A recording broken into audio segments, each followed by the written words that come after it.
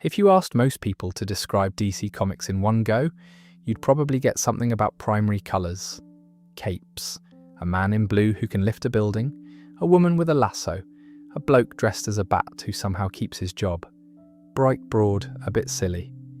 Which is, I think, roughly the least accurate impression a person could hold about a company that has spent the better part of a century publishing some deeply upsetting material. And I should say what this is, because it isn't rumour and it isn't anybody's theory. Every item tonight was written, drawn, lettered, signed off by an editor, printed on paper, and sold in shops to whoever wanted it. That's the bit I keep coming back to. Someone approved all of this on a working day. So, 10 things. No particular order, no argument I'm building towards, no big finish. Just a long wander through the strange corners. If you drift off somewhere in the middle, you haven't missed anything, which is rather the point. Subscribe if you fancy more of these. Right, let's start with a house. Here's a thing about Arkham Asylum that took me an embarrassingly long time to notice, given how many times I've seen the place drawn. It's a house, not a purpose-built hospital, not a facility somebody commissioned with a budget and a planning application. It's somebody's actual family home, with a family who actually lived in it, and at some point that home was converted into an institution for the criminally insane. Every corridor Batman has ever walked down in that building used to be a hallway somebody's mum walked down. That's not incidental detail either. That's the whole engine of the thing. The version of Arkham's history that everybody now treats as definitive comes from a 1989 graphic novel called Arkham Asylum, a serious house on serious earth, written by Grant Morrison with artwork by Dave McKean. It was published in September of that year, and it was Morrison's first time writing Batman, which I always find slightly funny, given that he essentially walked in and rewrote the mythology of the single most important building in the franchise on his first day. And the origin of it is even better, or worse depending on your outlook. Before Morrison, the Asylum's backstory was about 4 sentences long. Len Wein had written a short entry, a précis really, giving the place a founder called Amadeus Arkham, whose wife and daughter had been murdered by a serial killer named Martin Mad Dog Hawkins, and who had subsequently gone mad himself. In Wein's version, though, the madness was attributed to the 1929 stock market crash. Morrison read that, and in his own words thought it occurred to him that having your wife and daughter slaughtered by a man called Mad Dog might have been sufficient cause for a nervous breakdown on its own, without needing the economy involved. Which, yes, fair. So he took the throwaway character and expanded him, and what came out the other side is one of the most unpleasant backstories in mainstream superhero comics. Amadeus Arkham grew up in that house with his mother, Elizabeth. She was mentally ill, and the illness took a particular shape. She believed she was being tormented by a bat, not metaphorically. She believed there was a creature in the house, and it was coming for her, and it would not stop. There's a moment early in the book where a young Amadeus brings her dinner up to her room, and she tells him she's already eaten, and beetles fall out of her mouth as she says it.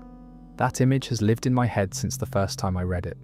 It's not the worst thing in the book by a distance, and it's still the one that does me in.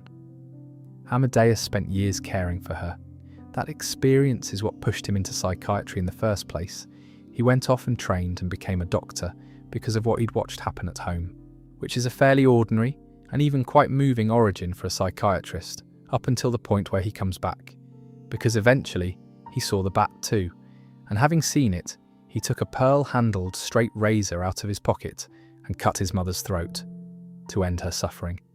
He then, and this is the part that turns it from a tragedy into something else, blocked the memory out entirely.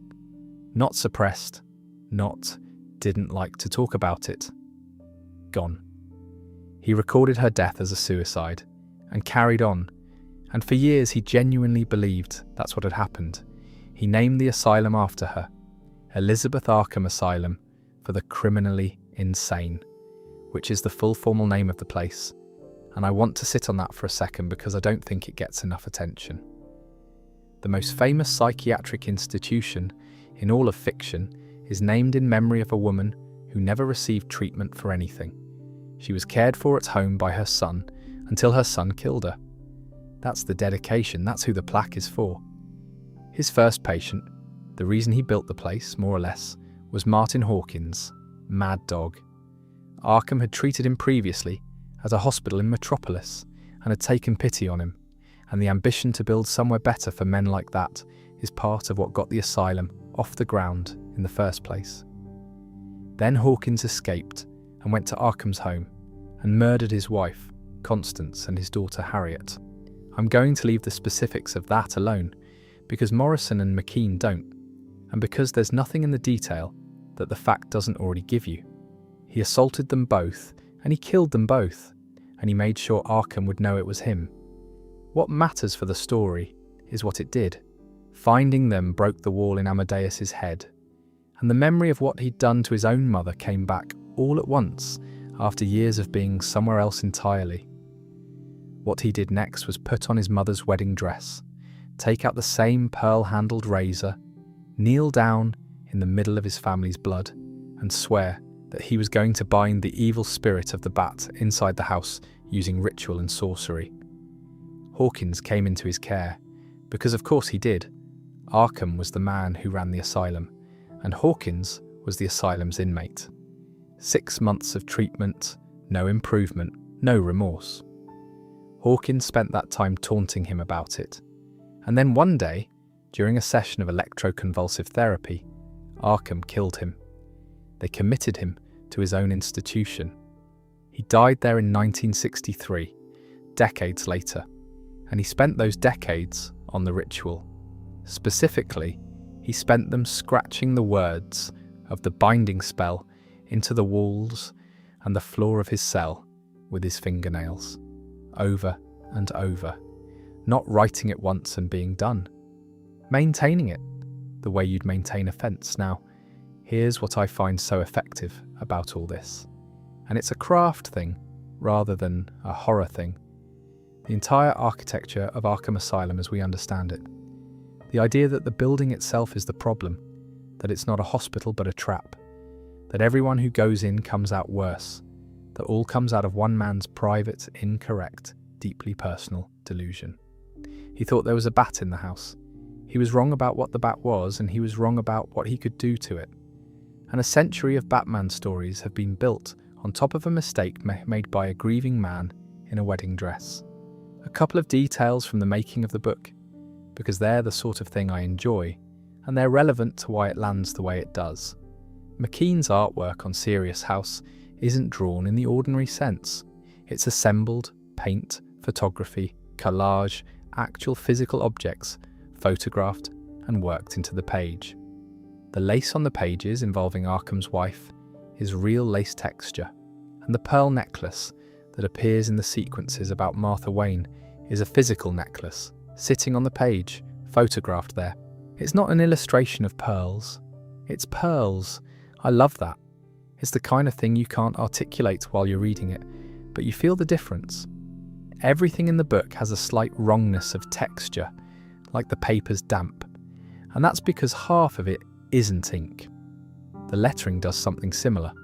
Most of the significant characters have their own individual lettering and their own speech balloons, so the Joker doesn't sound like anyone else on the page in a way that's purely visual.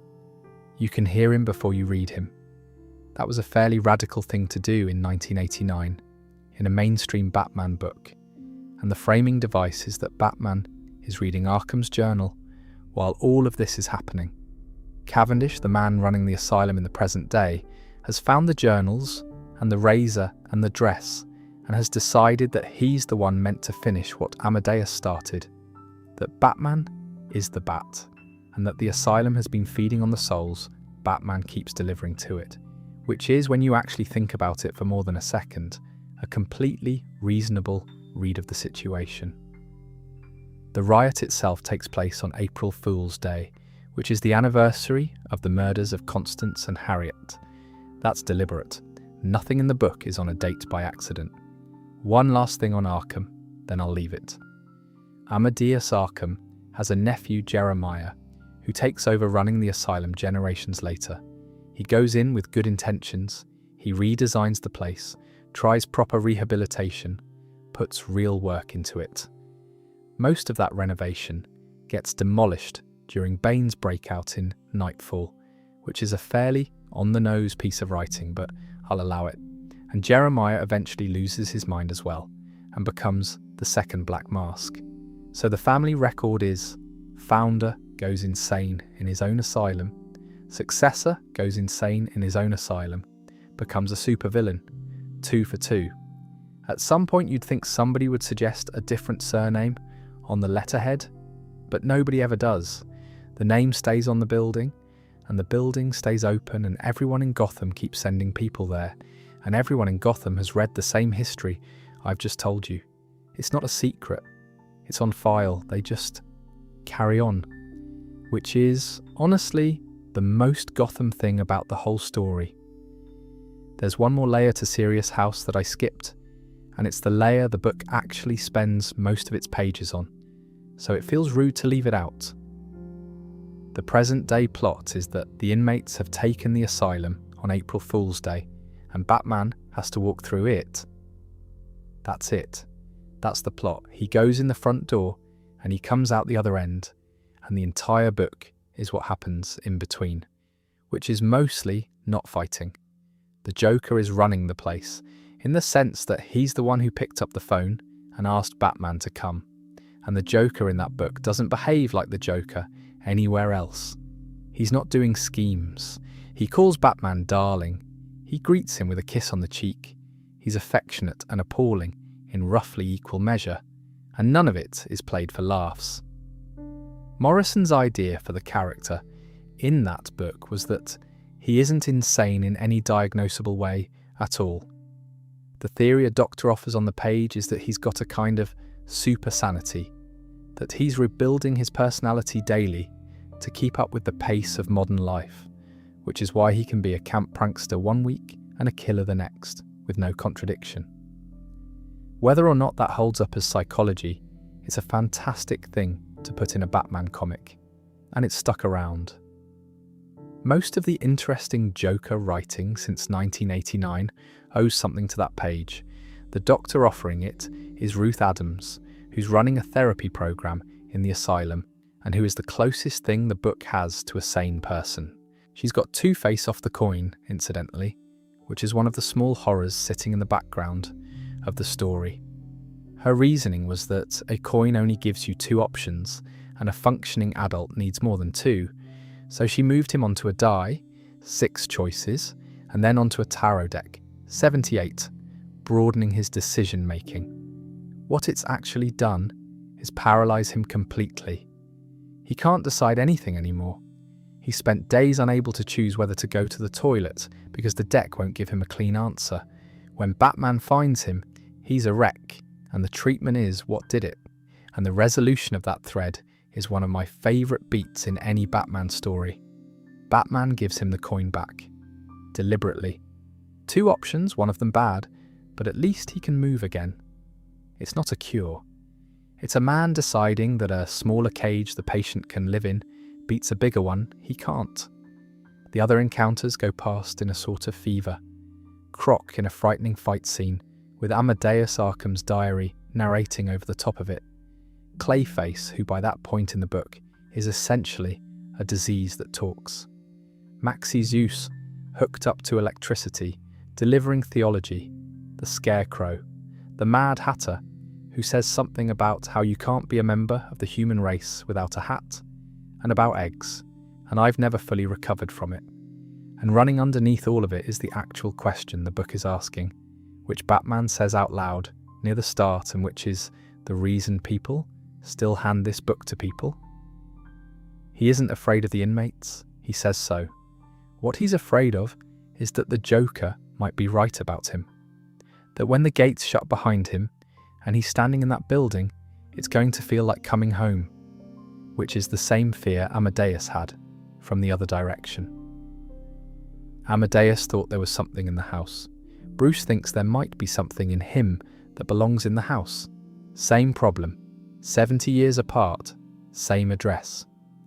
Nobody in that book is well, is what I'm saying, including the person we're following. Since we're on the subject of things that got decided by somebody almost casually, let's talk about what happened in September of 1988, because I still don't think comics has produced anything quite like it since. The setup is fairly ordinary publishing business. Jason Todd had been the second Robin since 1983, brought in because Dick Grayson had grown up and moved on to other things, and readers did not take to him. He got rewritten a few times, and by the mid-80s the version on the page was moody, impulsive, a bit sullen, and readers found him grating. The letters pages were not kind. Words like whiny and petulant turn up a lot in accounts of the period. So Denny O'Neil, who was the group editor across the Batman titles at the time, had a decision to make. Revamp the character, write him out, or something else. He was at a writer's retreat in upstate New York, and what came into his head was Larry the Lobster. Right, so in 1982, Saturday Night Live ran a sketch where Eddie Murphy held up a live lobster named Larry and told the audience that he was going to boil him on air unless viewers rang in and asked him not to. 2 phone numbers. Call one to save the lobster, call the other to cook him. It was a bit. The lobster lived. And Denny O'Neil, sitting in a room in upstate New York 6 years later, thought, we could do that with Robin. That's the origin. That's genuinely where it came from. The most notorious editorial decision in the history of DC Comics is a riff on a lobster gag.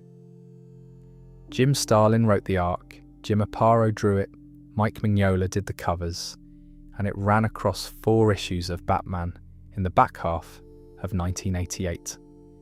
The story sends Jason to Ethiopia after he discovers his biological mother might still be alive. He finds her. She's real, she's there, and for about a page and a half, it's the happiest that character has ever been on the page. And then it turns out the Joker's got to her first, and she hands her son over to him. What follows is the crowbar, and then a warehouse, and then a bomb. And at the end of that issue, there's an advert on the inside back cover, and the headline of it reads, Robin will die because the Joker wants revenge, but you can prevent it with a telephone call. 2 1-900 numbers. One labelled for the Joker failing and Robin living, the other for the Joker succeeding and Robin not surviving. 50 pence a call, near enough. It was 50 cents. And 900 numbers were pay-per-call. So DC took a cut of every vote, which was partly the point and partly meant to act as a barrier.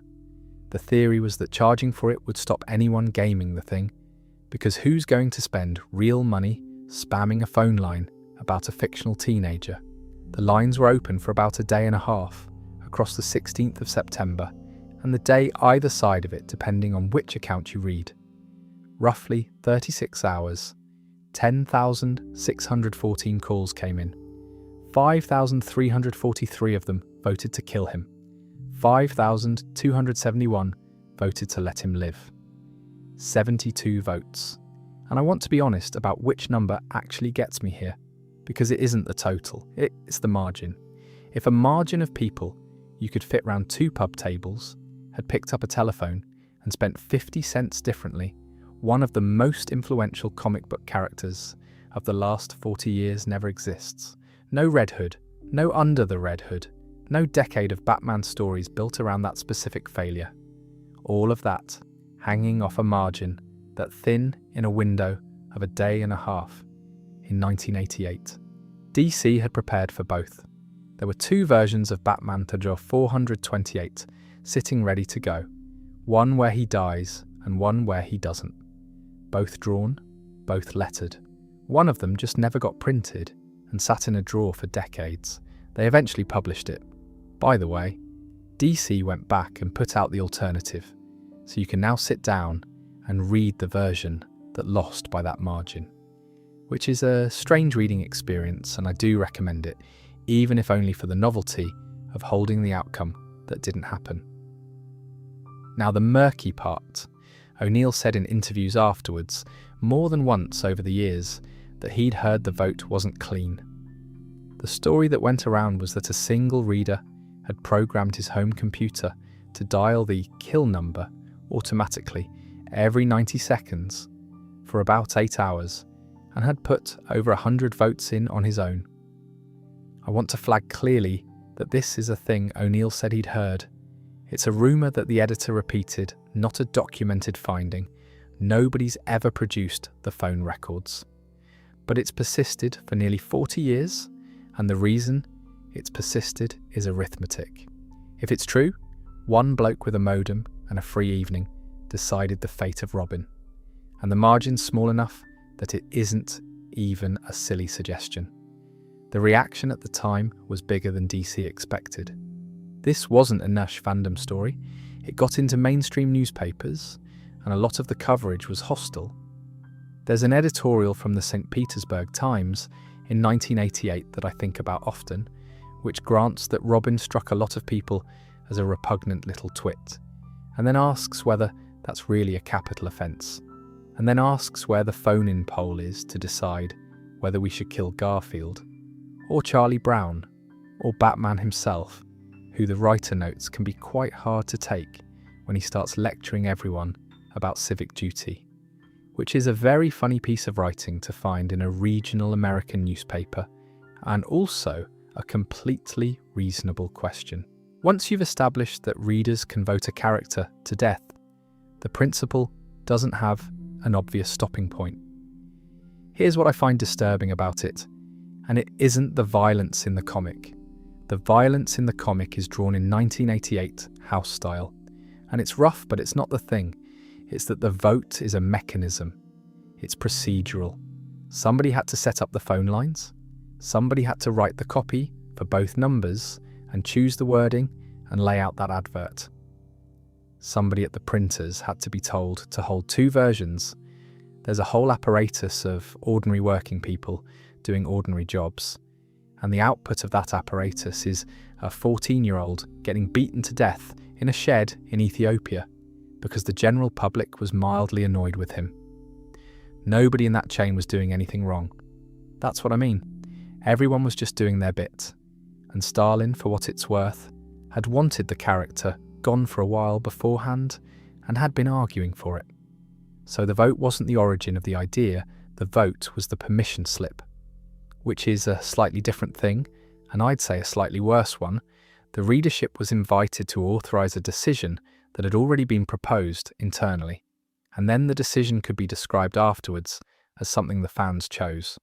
There's a small sad detail in the writing that gets lost under all the phone poll business.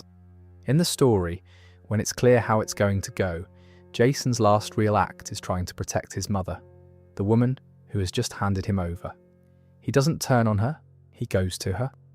And Grant Morrison later echoes that beat, years down the line, in Batman and Robin, a moment where Jason tells someone else to run, save herself, and takes the hit instead. It's a deliberate callback to who that character actually was underneath the attitude that annoyed everybody, which makes the vote feel worse, not better. He was written as a kid who kept throwing himself in front of things, and the readership read that as him getting himself killed and voted accordingly. Anyway, he came back in 2005, obviously, because it's comics, and nobody stays dead except Uncle Ben. But for about 17 years he didn't, and for a while there the death of Robin was the one thing in superhero comics that had actually stuck. 72 calls, still the number that does me in. A few more bits around the edges of that story, because they're worth having. The covers were by Mike Mignola, years before Hellboy, and they're extraordinary. Great slabs of black, very little detail, a lot of the composition carried by shape rather than line.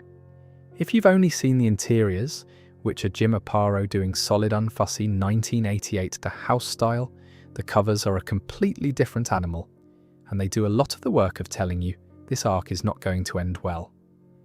The plot itself has some peculiar decisions in it that don't get discussed because the phone poll eats all the oxygen. The Joker's business in Ethiopia is selling stolen medical supplies, which is a nastier and more grounded crime than he usually gets. And later in the arc he acquires diplomatic immunity as an ambassador for a foreign government, which means that after everything, Batman legally cannot touch him. That's the note the story goes out on. Not justice, not even a proper fight. Paperwork. There's also Superman in it, awkwardly, doing very little, which was very much the house style of the period. And then the long tail. DC brought the poll back 30 years later on their streaming service and let people vote again, purely as a novelty. I have no idea what the result was, and I'm not sure I want to know. More interestingly, in 2024, they published a 4-issue series called Death in the Family, Robin Lives, written by J.M. DeMatteis, with art by Rick Leonardi, which properly explores the other branch.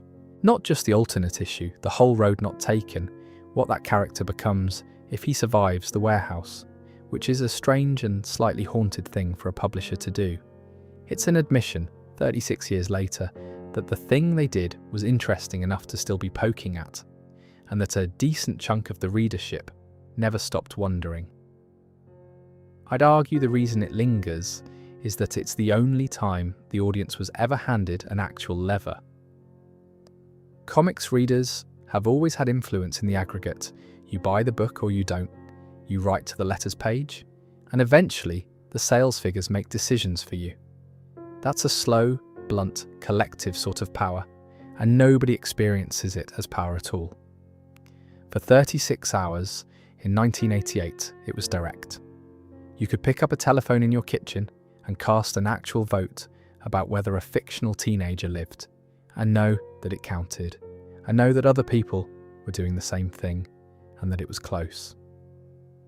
10,000 odd people did it, and I'd bet that the overwhelming majority of them thought of it as a bit of fun on a Friday, and had no expectation whatsoever of being on the winning side, and certainly no expectation that they'd still be being talked about nearly 4 decades later by somebody who wasn't born yet. Which is probably how most consequential things happen, if we're honest. Nobody in the room thinks they're in the room. One more thing about the arc that I think gets overlooked entirely, and it's the reason the story has legs beyond the gimmick. Batman's guilt afterwards is written as a permanent condition rather than an arc. He doesn't process it and move on. He puts the costume in a glass case in the Batcave, standing up, lit, with a plaque, and it stays there for years and years of publishing. Every writer who came after had to draw around it. It's in the background of hundreds of scenes. Somebody having a conversation about a case with a dead child's uniform in shot. Which is one of the more effective bits of set dressing in comics, because it does the work without anyone having to say anything. You don't need a caption. There's a case in the room, and the reason that mattered is that it changed how Batman relates to everyone he works with afterwards. The whole modern conception of him as somebody who is impossible to be close to, who pushes people away, who won't let anyone in the field with him without an argument first. A lot of that traces back to a warehouse in 1988 and a phone pole. You could argue that's an enormous amount of characterization to hang off a lobster sketch. You could also argue that's how most characterization happens. Somebody makes a decision for a mundane reason, and 30 years of people take it seriously, and it becomes true. But now, let's talk about something a lot quieter, and honestly, a lot worse. Nobody is physically harmed in the story I'm about to describe. Well, one man is right at the end, and he had it coming by any reasonable standard. But the horror in this one isn't violence. It's a paragraph in a report. It's a bloke reading a file and finding out something about himself. And that's it. And it is the bleakest thing in this entire video, and I'm not sure it's close. The comic is Saga of the Swamp Thing number 21. Cover dated February 1984. Written by Alan Moore, penciled by Stephen Bissett, inked by John Totleben. The issue is called The Anatomy Lesson, which is a reference to the 1632 Rembrandt painting of Dr. Nicolaes Tulp lecturing over a dissected corpse, and I'd file that title under things that are much cleverer than they need to be. Some set up for anyone who hasn't read Swamp Thing. The character's original premise is very simple and very familiar, Alec Holland is a scientist working on a biorestorative formula, the sort of thing that would let you grow forests in deserts. There's an explosion at his lab in the swamp. He catches fire, runs into the water, and something in the combination of the chemicals and the swamp transforms him into a large green plant creature. And from that point on, he wants what every monster of that generation wants, which is to be a man again. That's the engine. That's what the book runs on. He's hideous, he's lonely, he was a person once, and one day maybe science will fix it. Moore takes over the book with issue 20. He spends that issue wrapping up the previous storyline, and it ends with Swamp Thing shot to pieces by the Sunderland Corporation and collapsing dead in the mud. Then issue 21. Sunderland has the body shipped to a fully automated laboratory in Washington and put in cold storage because he wants the biorestorative formula and he thinks he can reverse engineer it out of the corpse. To do the dissection, he arranges for a man called Jason Woodrue to be released from prison. Woodrue is the Floronic Man, a botanist who became a plant-human hybrid himself, which makes him the only qualified candidate on Earth, and also a supervillain. But Sunderland is not the sort of man who lets that bother him. There's a detail from before this that I want to mention because it tells you exactly who Sunderland is. He'd previously had Alec Holland's wife, Linda, exhumed, dug up, to study whether exposure to the formula had done anything to her remains. It hadn't. So that was that, and he moved on to the next avenue of inquiry. Nobody in the comic remarks on this much. It's a line, it's background. He had a dead woman dug out of the ground, on the off chance, got nothing, and filed it. Woodrue does the dissection, and what he finds is that the organs are wrong. Not damaged, wrong. There's a heart in there, but it isn't connected to anything. There are lungs that don't lead anywhere. There's a structure that has the shape of a digestive tract and no function. It's a plant that has grown the idea of a human body. All the correct parts in all the correct places, none of them doing what those parts do, because a plant doesn't need any of it. And from that, he works out the actual sequence of events. Alec Holland died. He caught fire, he went into the water, and he died there, almost immediately. That's it. That's the whole of Alec Holland's story. The biorestorative formula soaked into the vegetation around his body, and the vegetation took him up, consumed him, essentially, and in doing so, it absorbed his memories. And then it stood up, and it had every recollection Alec Holland ever had, including the recollection of catching fire, and it concluded, quite reasonably, that it was Alec Holland. Woodrue's phrase for it is that the thing was a plant doing its level best to be Alec Holland, and that the misshapen parody down in the cryochest was as close as it was ever going to get. So the quest was never possible, not difficult, not distant, not possible. There was never a man to go back to. The thing on the table has spent years grieving a life that was never taken from it, because it never had it. Sunderland's response to being handed this is to dismiss it as nonsense and sack Woodrue on the spot. And Woodrue, who is a petty and vindictive man, and by this point in the issue quite obviously enjoying himself, works out something else before he leaves. The creature isn't dead. It can't be.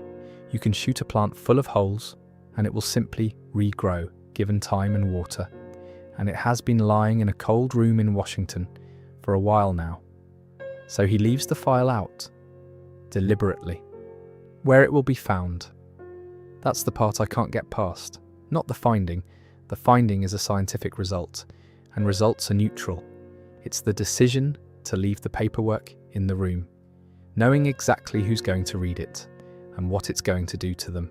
He does it as a parting shot at Sunderland, and it works, because the creature wakes up, reads its own autopsy, and Sunderland does not survive the afternoon. It's not even a fight. There's a moment where Sunderland, trembling, tries to make conversation with the thing that has just read the file, and asks whether it liked what it read. And I've never been sure whether that's the funniest or the most horrible beat in the book. Possibly both. Moore's quite good at that. Now, the reason all this exists is not, as you might assume, that Alan Moore wanted to write the saddest possible thing. It's a structural fix, and he's been fairly open about it. His problem with the book as he inherited it was that the central drive, get my humanity back, was a drive the series could never, ever satisfy. Because the day Swamp Thing turns back into a man, the book is over. So the character is locked into a quest with no permitted ending, running forever towards a door the publisher can't afford to open. Moore called it a carrot and stick arrangement, and he removed the carrot, which is, when you look at it coldly, an editorial decision about long-term story sustainability, and it produced one of the most upsetting single issues in the medium.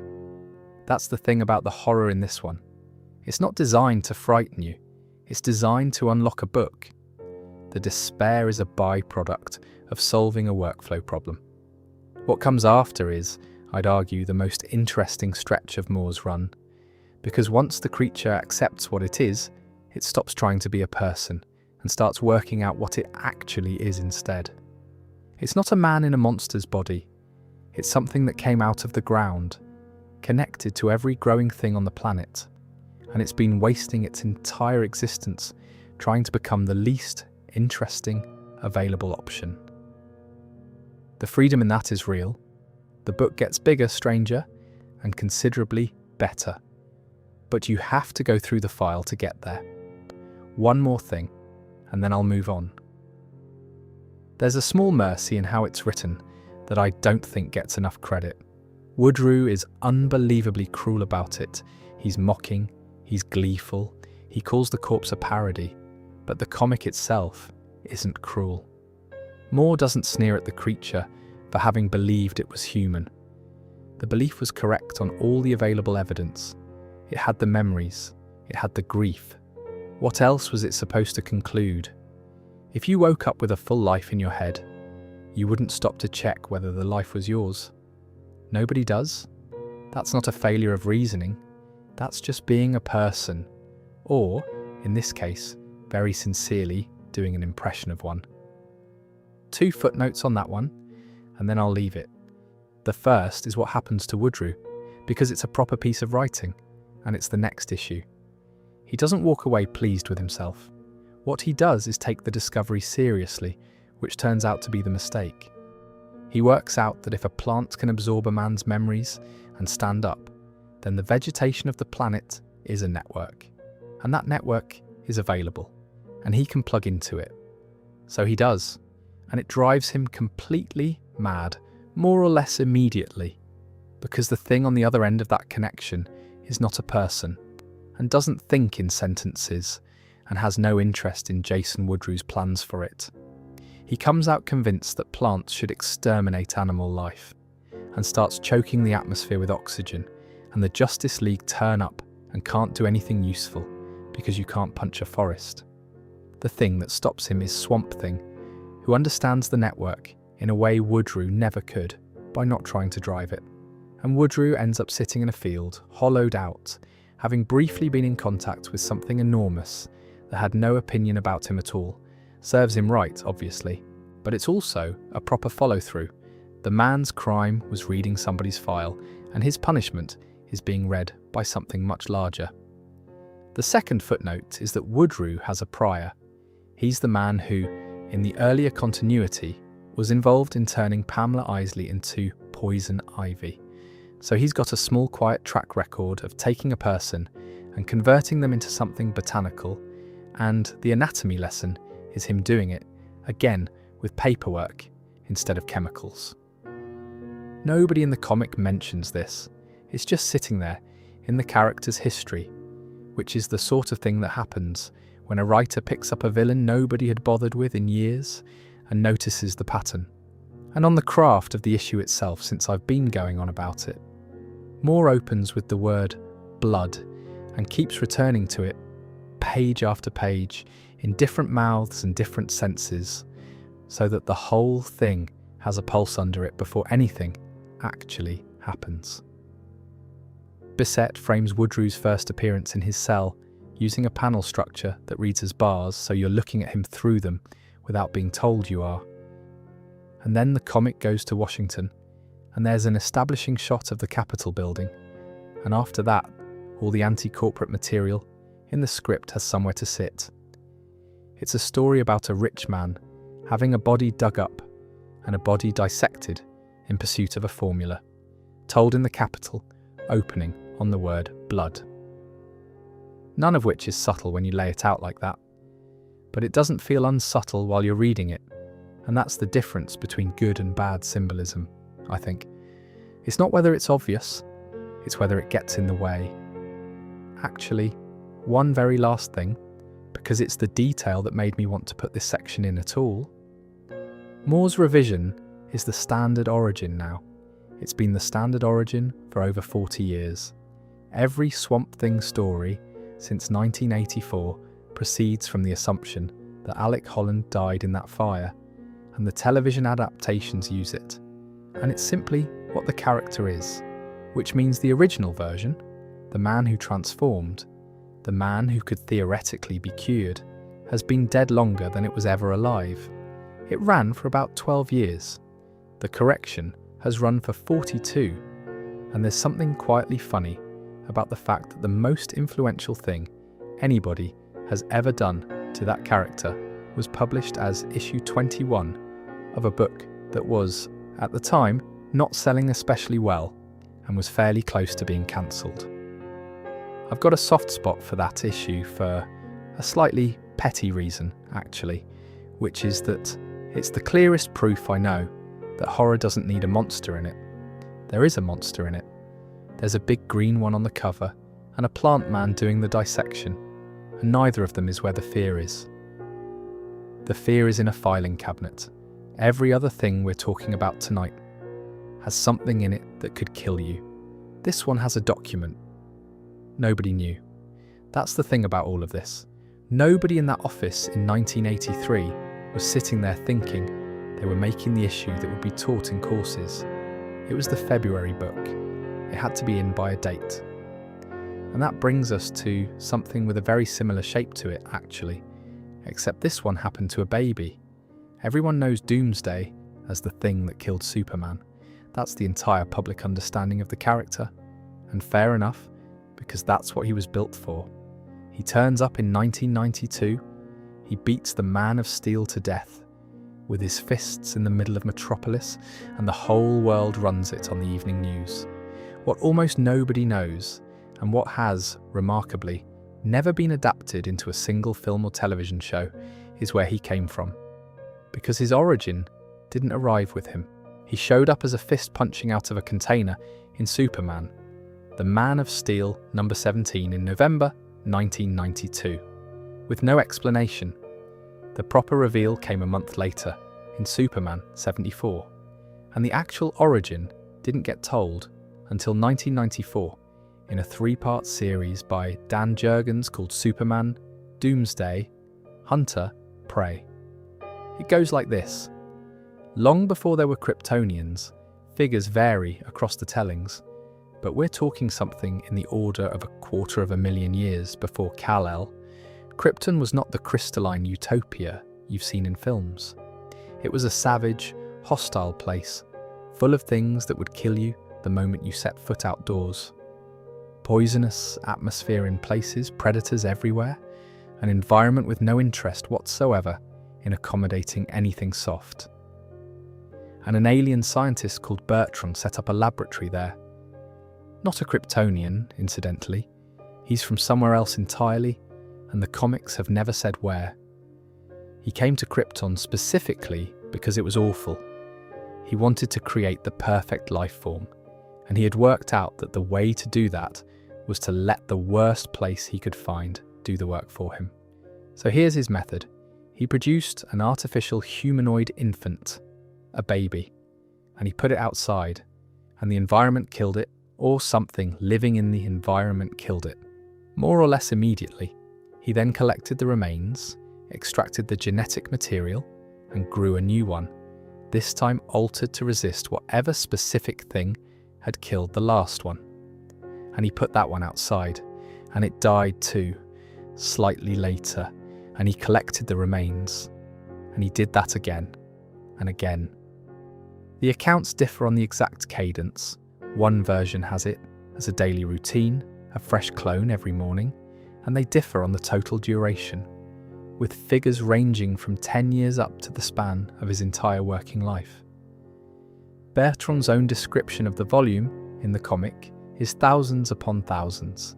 Each version lasted a little longer than the one before. That was the whole design. There was no shortcut, no clever gene editing, no theory being tested. It was brute force. Kill it, learn what killed it, build one that can't be killed that way, kill it again. And the thing that makes this genuinely horrible rather than merely nasty is the memory. Because the process wasn't just physical. Bertrand incorporated the previous version's experience into the next one. So every iteration came out of the tank carrying the accumulated recollection of every death that had gone before it. It knew what the cold felt like. It knew what the teeth felt like. It knew what the air did to its lungs. And it knew this before it had ever been outside, because it had already been outside thousands of times as somebody else. That's the creature's entire interior life. That's all that's in there. There is no personality in Doomsday, and people sometimes describe that as a flaw in the character, that he's just a wall of muscle with no motivation. But that's exactly the point. There was never room for a personality. The only thing that ever got put in was pain, over and over, on a schedule for decades, until pain was the only content available. Eventually, he stopped dying. He came out capable of surviving that world, capable of killing everything on it, running on solar energy, and this is the bit that makes him such a problem later, carrying the ability never to die the same way twice. Kill him with something and he comes back immune to it, which is not a superpower when you think about where it came from. It's a scar. It's the scar of the entire process, expressed biologically. Bertrand called him the ultimate. And when the process finished, when he looked at what he'd finally made, Bertrand wept and said it was beautiful. I've read that panel a few times now, and I still find it the single nastiest thing in the story. Not the deaths, the crying. He's moved. 30-odd years of putting children outside to die, and at the end of it he's got a lump in his throat because the result came out lovely. The creature killed him about a page later, obviously, and demolished the laboratory, and then killed everything else on the planet before eventually leaving it aboard a supply ship that happened to be passing. And here's the payoff that reframes the whole character. Doomsday doesn't attack Superman because Superman is the strongest thing available, or because he's Kryptonian, or any of the reasons you'd assume from watching him. He attacks Superman because when he looks at him, he sees Bertrand's face. That's it. That's the actual mechanism. Something in the genetic memory maps Superman onto his creator. And every fight they've ever had is Doomsday trying to kill the man who kept putting him outside. He's not fighting the Man of Steel. He's fighting a scientist who died 250,000 years ago. Forever. Because he can't tell the difference, and nobody's ever going to be able to explain it to him. Which is a lot of pathos to hang on a thing that mostly exists to hit people. And then there's the coda, which is where I properly lose my patience with everyone involved. During the Our Worlds at War storyline, the United States government needed Doomsday pointed at somebody else, specifically the cosmic entity Imperiex. So they implanted a chip in him. The chip made him see Imperiex as Bertrand instead of Superman. Read that again. Somebody in-universe pulled the file, read the origin, understood the mechanism completely, and thought, right, we can use this. We can take the single most damaged thing in known space and steer it with its own trauma, like a remote control. And it worked. He fought on Superman's side. Everybody was very pleased. I don't think that's ever been treated as a moral problem in the comics, and I think it plainly is one. It's the most efficient possible use of the resource. and it's also, straightforwardly, a horrible thing to do to something. Bertrand built a machine out of a child's dying, and then a government finished the job by installing a steering wheel. There's one more version of the origin knocking about that I like, from a slightly different angle. It notes that after one particular defeat, Doomsday was killed by an entity called the Radiant. The civilization that found the body could have ended him permanently by destroying it. They'd got him at the one moment he was damaged badly enough for it to stick. They didn't. They followed their own burial customs instead, wrapped the body up respectfully, and set it drifting into space, which is how he got to Earth, somebody being polite. A couple of last details on this one, because there are some odd corners to it. The adaptive ability changes as the story goes on, and the escalation is worth understanding, because it explains why nobody can ever solve him. The original version, as explained in part 2, is what I've described. Kill him, and he comes back immune to that specific thing. Fine, slow, manageable in principle, if you've got enough different ideas. By part 3, he's doing it live.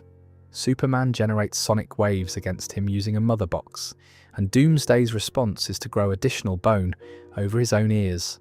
In the moment, while it's happening. He doesn't have to die anymore to adapt. He just adapts. That's a monster with no available counter, and the writers knew it, which is why the resolution of Hunter-Prey isn't a victory in any normal sense. They don't beat him. They throw him to the end of time, literally, the far end, where there's nothing left, and the mother box burns out the last of itself doing it, which is filing rather than winning. You can't destroy the thing, so you put it somewhere. And there's a moment in the story that made me laugh out loud in a slightly guilty way, which is Superman looking at this creature and wondering whether it might have been made on Apocalypse, which is a completely reasonable guess. It's exactly the sort of thing they do there, and we'll get to why later on. It just happens to be wrong, and the truth is grubbier than a war planet's manufacturing program. It's one obsessive with a laboratory and 30 years of free time. Institutions produce horrors on purpose. Individuals produce them because they got interested. The other thing I want to flag is a continuity wrinkle that I find weirdly moving. Later stories have General Zod claiming credit for hunting down and killing the people who created Doomsday. He says he wiped out the Doomsday terrorists before they could unleash their monster. Whether he means Bertrand and his team is unclear, and whether Zod is telling the truth is a whole separate question, because he generally isn't. But it means there's at least one version of the record in which somebody found out what was happening on that planet and went and put a stop to it. Too late, obviously. Everything about this story is too late. But somebody eventually turned up. And finally, the containment. When Doomsday first appears on Earth, he's coming out of a container, buried, bound, in a green suit, with the arms restrained. That's how he'd been left. Somebody had put him underground in a straitjacket and hoped. He punched his way out, with one hand while still tied up, walked to the surface and killed a bird. That's his introduction. That's the first thing he does on this planet, and it's on the page. Not a building, not a city, not a hero. A bird that happened to be there. It's a good piece of shorthand, actually. You know everything you need to about the character from that one panel, and the whole 250,000-year backstory just explains why. And I'll leave this one with a thought about why the origin has never been adapted, because I do find it interesting that it hasn't.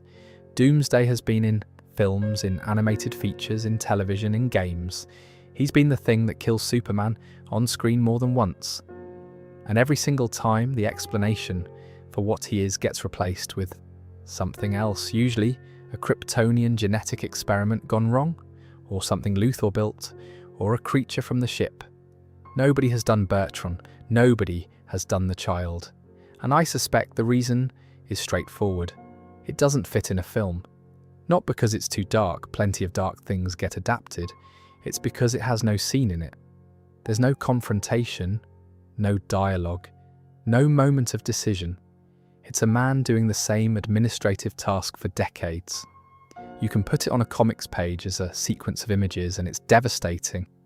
Put a camera on it and you've got a very long montage of somebody opening a door, which is a shame because it's the thing that makes the character make sense, and without it he's just a big grey animal that turns up and swings. There's a whole category of comics material like that, I think. Stuff that only works in the specific way comics work, where you can put 20 years on one page and let the reader do the arithmetic. And the arithmetic is the horror. Right, let's come back down to earth for a bit.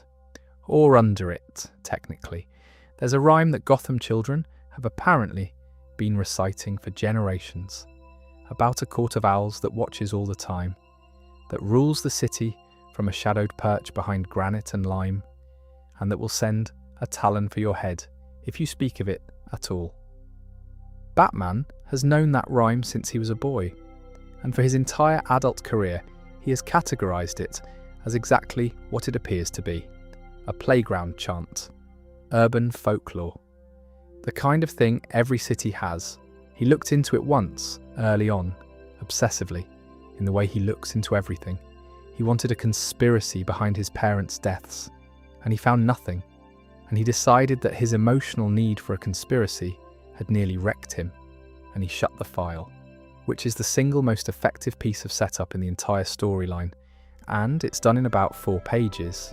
This is Scott Snyder and Greg Capullo's run on Batman, starting in 2011 with the New 52 relaunch, and it's worth pausing on how recent that is. Batman had existed for 72 years at that point. 7 decades of stories of villains, of Gotham being mapped and remapped. And then 2 blokes turned up and said, right, there's an ancient cabal that has actually been running this city the whole time, and he has never once noticed, and everybody just went, yeah, all right, that tracks, which tells you something about Gotham as a fictional object, I think. It's a place where you don't know who owns this is always plausible. Here's how the court works. They're old, older than most of what's above ground. They've sat in the background of Gotham's history for centuries, holding property, holding money, holding the sort of quiet influence that doesn't require anyone to know your name. And when the court decides somebody needs removing, they don't hire anybody. They send a talon. The talons are the disturbing bit, and not for the reason you'd expect. They're not disturbing because they're good at killing. Loads of things in Gotham are good at killing. They're disturbing because of where they come from. Physically, a talon is kept going by a substance called electrum, which the court has been harvesting from beneath the city, and which contains a regenerative compound called Dionysium. Practically, what this means is that a talon doesn't have to be alive to be useful. The court has bodies, plural, centuries of them, in storage, and reviving one is a matter of applying the electrum and waiting. They can raise an army out of a basement in an afternoon. And at the end of the storyline they do exactly that, an entire legion of talons let loose across Gotham in one night. But the sourcing, that's the part. The court recruits children. Specifically, it recruits orphans and abandoned children, and specifically, it has had a long-standing arrangement with a travelling circus. Hayley's Circus has been supplying children to the Court of Owls for generations, not as an occasional favour, as a pipeline. That's what the circus has been for, underneath the actual circus. And if you know anything at all about Batman, you'll already have worked out where that's going. Dick Grayson grew up in Hayley's Circus, and Dick Grayson was the next one. He'd been selected. He was in the process of being groomed for it. They had their eye on him. They'd made the decision. The paperwork was effectively done. And the only reason it didn't happen is that his parents were murdered in front of him, and Bruce Wayne took him home, which produces one of the bleakest sentences you can construct about the Batman mythology. And I want to say it slowly, because it's a horrible piece of writing. The worst night of Dick Grayson's life is the night he got away. There's more. The Talon that spends most of the arc hunting Bruce is a man called William Cobb, active in the early 20th century, revived for the occasion. Cobb is Dick's great-grandfather. It's not a coincidence that the circus kept producing Talons, it's a family line. And at one point Cobb offers Dick the position, formally, as his great-grandfather. One last chance to take up the role he was born into. Dick says no. Of course he does, but he was asked, and the asking was sincere. Then there's Alton Carver, who is the detail I actually can't put down. Carver was a performer at Haley's. He had the ability, but he had a fear of heights, or more precisely a fear of dying, and he couldn't master the high wire because of it. And the ringmaster's solution to this was to set fire to Carver's trailer with Carver inside it, not as a punishment, as training. The reasoning being that if he came out the other side, the fear would be gone. He came out burnt and alive, and that was the qualification. That was him ready for the court. He went on to be one of the best Talons they ever had for 26 years, until he got sloppy and they warned him he'd be replaced by a boy they'd already picked out. And on the night of the mission that was meant to redeem him, Carver couldn't help himself. He went to the circus, he watched the boy perform, and he knew, watching him, that the boy was better than he'd ever been. The boy was Dick Grayson. Alton Carver sat in the audience and watched his own replacement do the act, and he was right. There's a whole tragedy in that 4-page flashback that most of the storyline doesn't have time to acknowledge, and it's one of my favourite bits of the entire run. Now, what actually happens to Bruce? The court gets hold of him and puts him in the labyrinth. It's a maze underneath the city, and it's not new, it's been in use for decades. And what they do is simply leave him in it. No torture, no interrogation. They shut the door. He's in there over a week, no food. There's a huge owl statue in the middle of it dripping water, and the implication is fairly strongly that the water isn't clean, that there's something hallucinogenic in it. He starts losing his grip. The comic does something clever here, which is that as his mind goes, the pages themselves start turning. You have to rotate the book sideways to read them, and later right to left, and it's disorienting in a way I don't think I've seen done better. And the walls of the labyrinth have writing on them, words and pictures, every person the court has left in there over the years, and how long they lasted, and what they did at the end. Then he falls through a panel in the floor into a room that tells his own story. Not a story about Gotham, his, waiting for him, already prepared. That's the moment the arc actually lands for me, not the fighting. The realisation that they'd had the room ready. Cobb stabs him in the stomach, and the court's decision on what to do with the body is that they're going to display his bones in the labyrinth as a tribute. That's the honour they're extending. He was worthy, so he gets to become part of the decor for whoever they put in next. He gets out, obviously. He rigs an explosion and goes into the river. And he's found and revived with jumper cables, which is a detail I appreciate, by a girl called Harper Row, who has no idea who she's just restarted. The bit I keep coming back to, though, isn't the escape or the fight or the army of reanimated assassins. It's that the court never had to hide very hard. The rhyme was public. Children were saying it out loud. Everything Batman needed was in a nursery chant that he learned as a boy and dismissed as a boy and never revisited, because he'd decided that the version of himself who looked for conspiracies was the version he needed to leave behind. He wasn't wrong about needing to leave that behind. He was just wrong about that one.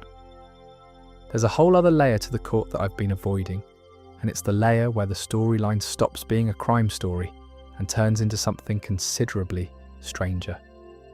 The court didn't start as a property cabal. It split off from something called the Tribe of Judas, which was a cult, and what the cult worshipped was a cosmic bat entity called Barbatos, and a faction inside the court held the belief that Barbatos could be called into the world by chemically altering a member of the Wayne family, a specific one, chosen by the entity itself, using 5 metals that don't originate on this planet. Electrum is one of those metals. So all the harvesting under Gotham, all the Talon business, the reanimation, the assassins, that's a byproduct. That's what they worked out they could do with the material while they were collecting it for the actual purpose. The actual purpose was Bruce. None of that is in the original arc, to be fair. It gets built out over the following years, and it lands properly in Dark Knight's metal, which we'll get to later on. But it's sitting underneath the 2011 story the whole time. And once you know it, the labyrinth stops looking like a prison and starts looking like a preparation. The other thread is Lincoln March, who is the arc's actual antagonist by the end, and who claims to be Thomas Wayne Jr., Bruce's younger brother, born, damaged, institutionalized, and quietly removed from the family record. Whether that's true has never been settled to anyone's satisfaction, which I think is deliberate. Bruce doesn't believe him, Bruce has reasons not to believe him, and March has just enough that he shouldn't be able to know to keep it open. He builds himself an owl-themed suit, described as a modern version of the Talon gear, with thrusters and claws and explosives, and he uses the court to get to Bruce, and then starts killing off the court's own leadership, because his plan the whole way through was to take it from them. Which is a very Gotham arc for a villain. Join the ancient conspiracy, use its resources, murder the committee. I should mention the criticism, because it's fair and it's persistent. The objection is that a centuries-old organisation with a labyrinth under the city, a supply of reanimated assassins, and a formal claim on Batman's first Robin is a rather large thing for Batman to have not noticed across all those decades of stories. And no in-universe explanation has ever been offered that satisfies anybody. He's supposed to know the sewers. He's supposed to know the property records. He's supposed to know everything. The answer the comics give is essentially the psychological one, that he looked once, and the looking nearly destroyed him, and he stopped. Which I think works better emotionally than logically, and I think that's fine. This isn't an audit. The other complaint, and this one I have more sympathy with, is that the Talons stopped being frightening quite quickly. In 2011, they were unkillable. By about 2014, they were the sort of thing a Robin could handle 3 at a time. That's the standard fate of any new threat in a long-running franchise. The first appearance is the only one where the rules are still unknown, but it happened faster to them than to most. Doesn't change what the first arc does, though. And what the first arc does is take the one part of Gotham that Batman was supposed to have completely mapped, and inform him that he's been a tenant. That's the actual disturbing content, I think. Not the assassins. It's that everything he's built, the surveillance, the contacts, the sense that this city is his responsibility because he understands it better than anyone alive, turns out to have been happening inside somebody else's building with their permission, because he wasn't worth the trouble of stopping. Until he was. Now let's talk about something with a much smaller cast. 6 people, actually. 7 counting the man who's already there when it starts. Her name is Bet. She's a waitress in an all-night diner, and she's been doing it long enough to have opinions about everybody who comes in. And she writes. That's the thing about Bet. She goes home after her shift, and she writes stories about her customers, proper ones, worked on, taken seriously. She's never had one published. She'd like to. And every single story she writes has a happy ending, without exception, because she has a theory about how that works. And I think it's one of the best ideas anybody has ever put in a comic. Her theory is that you can give any story a happy ending.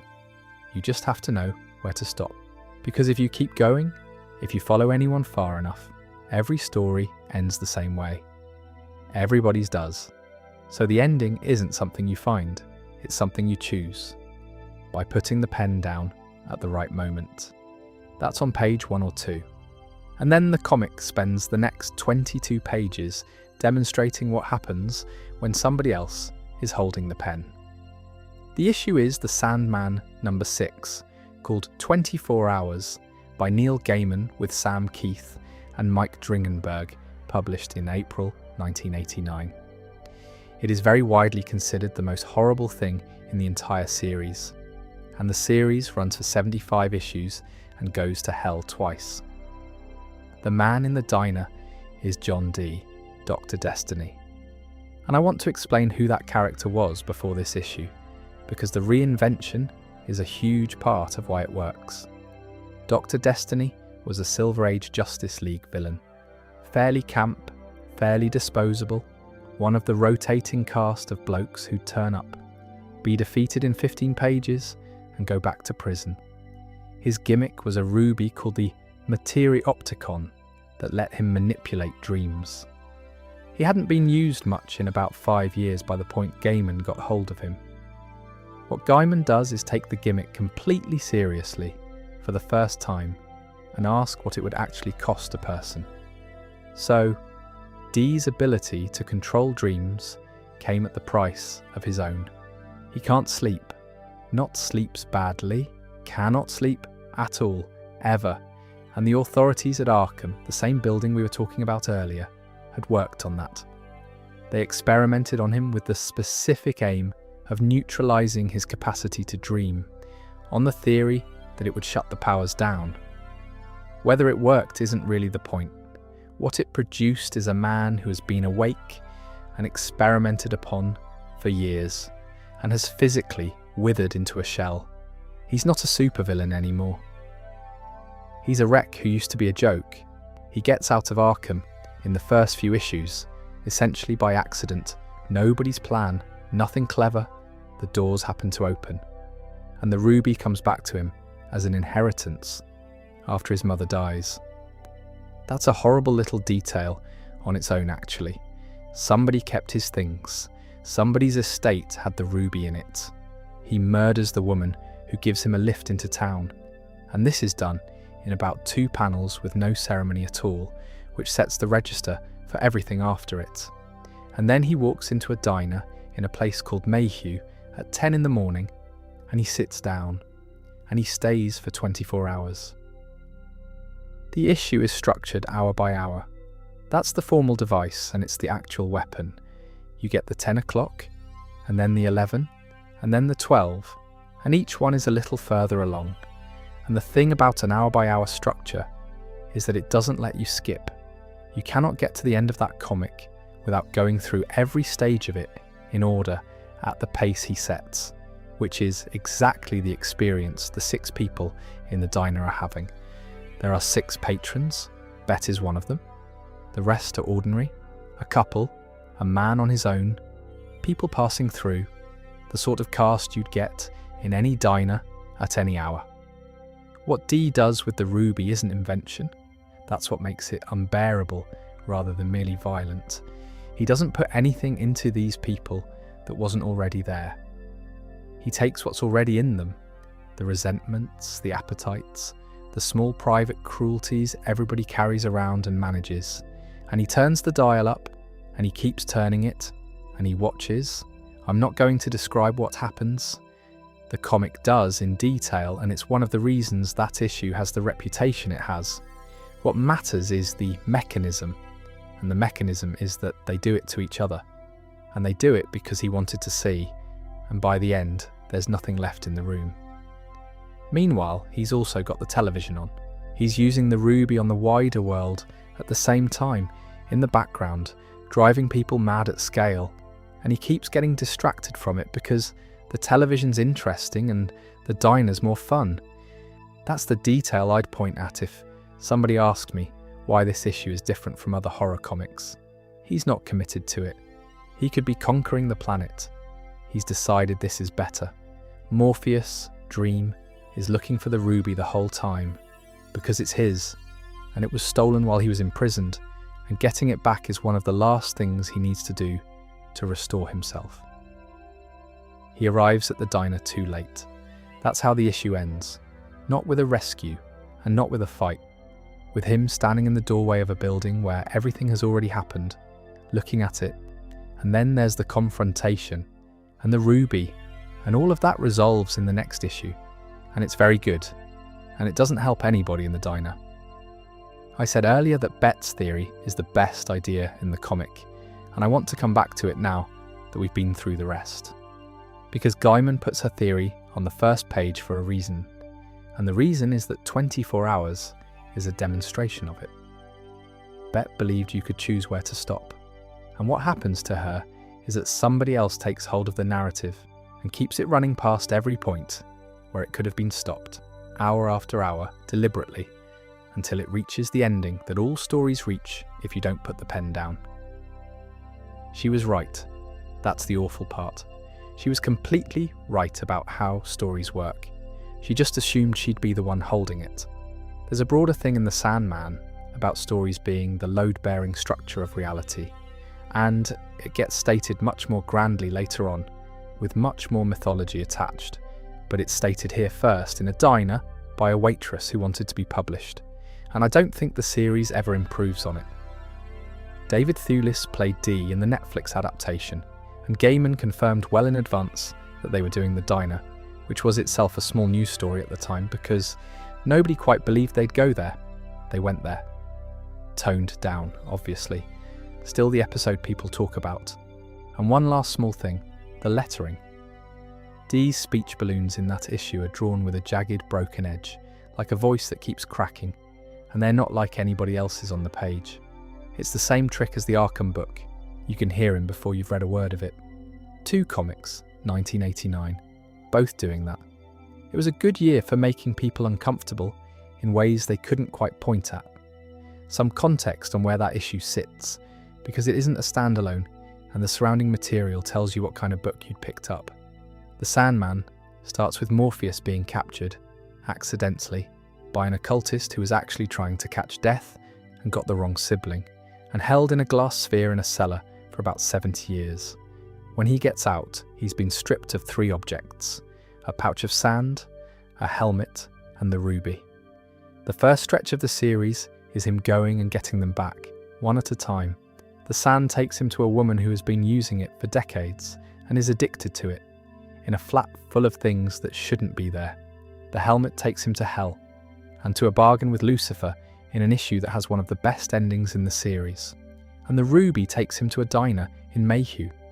So the structure of the first arc is 3 objects, 3 retrievals, escalating, except the third one isn't a retrieval at all, and that's the trick. He arrives and there's nothing to recover, in any meaningful sense.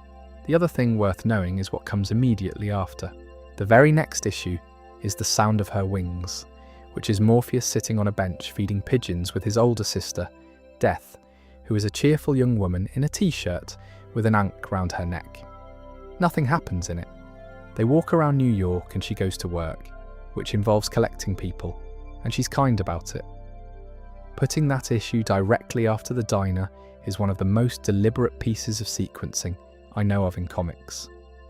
You have just read 24 hours of the worst thing a person can do to other people, and the next thing you're handed is the friendliest possible version of dying.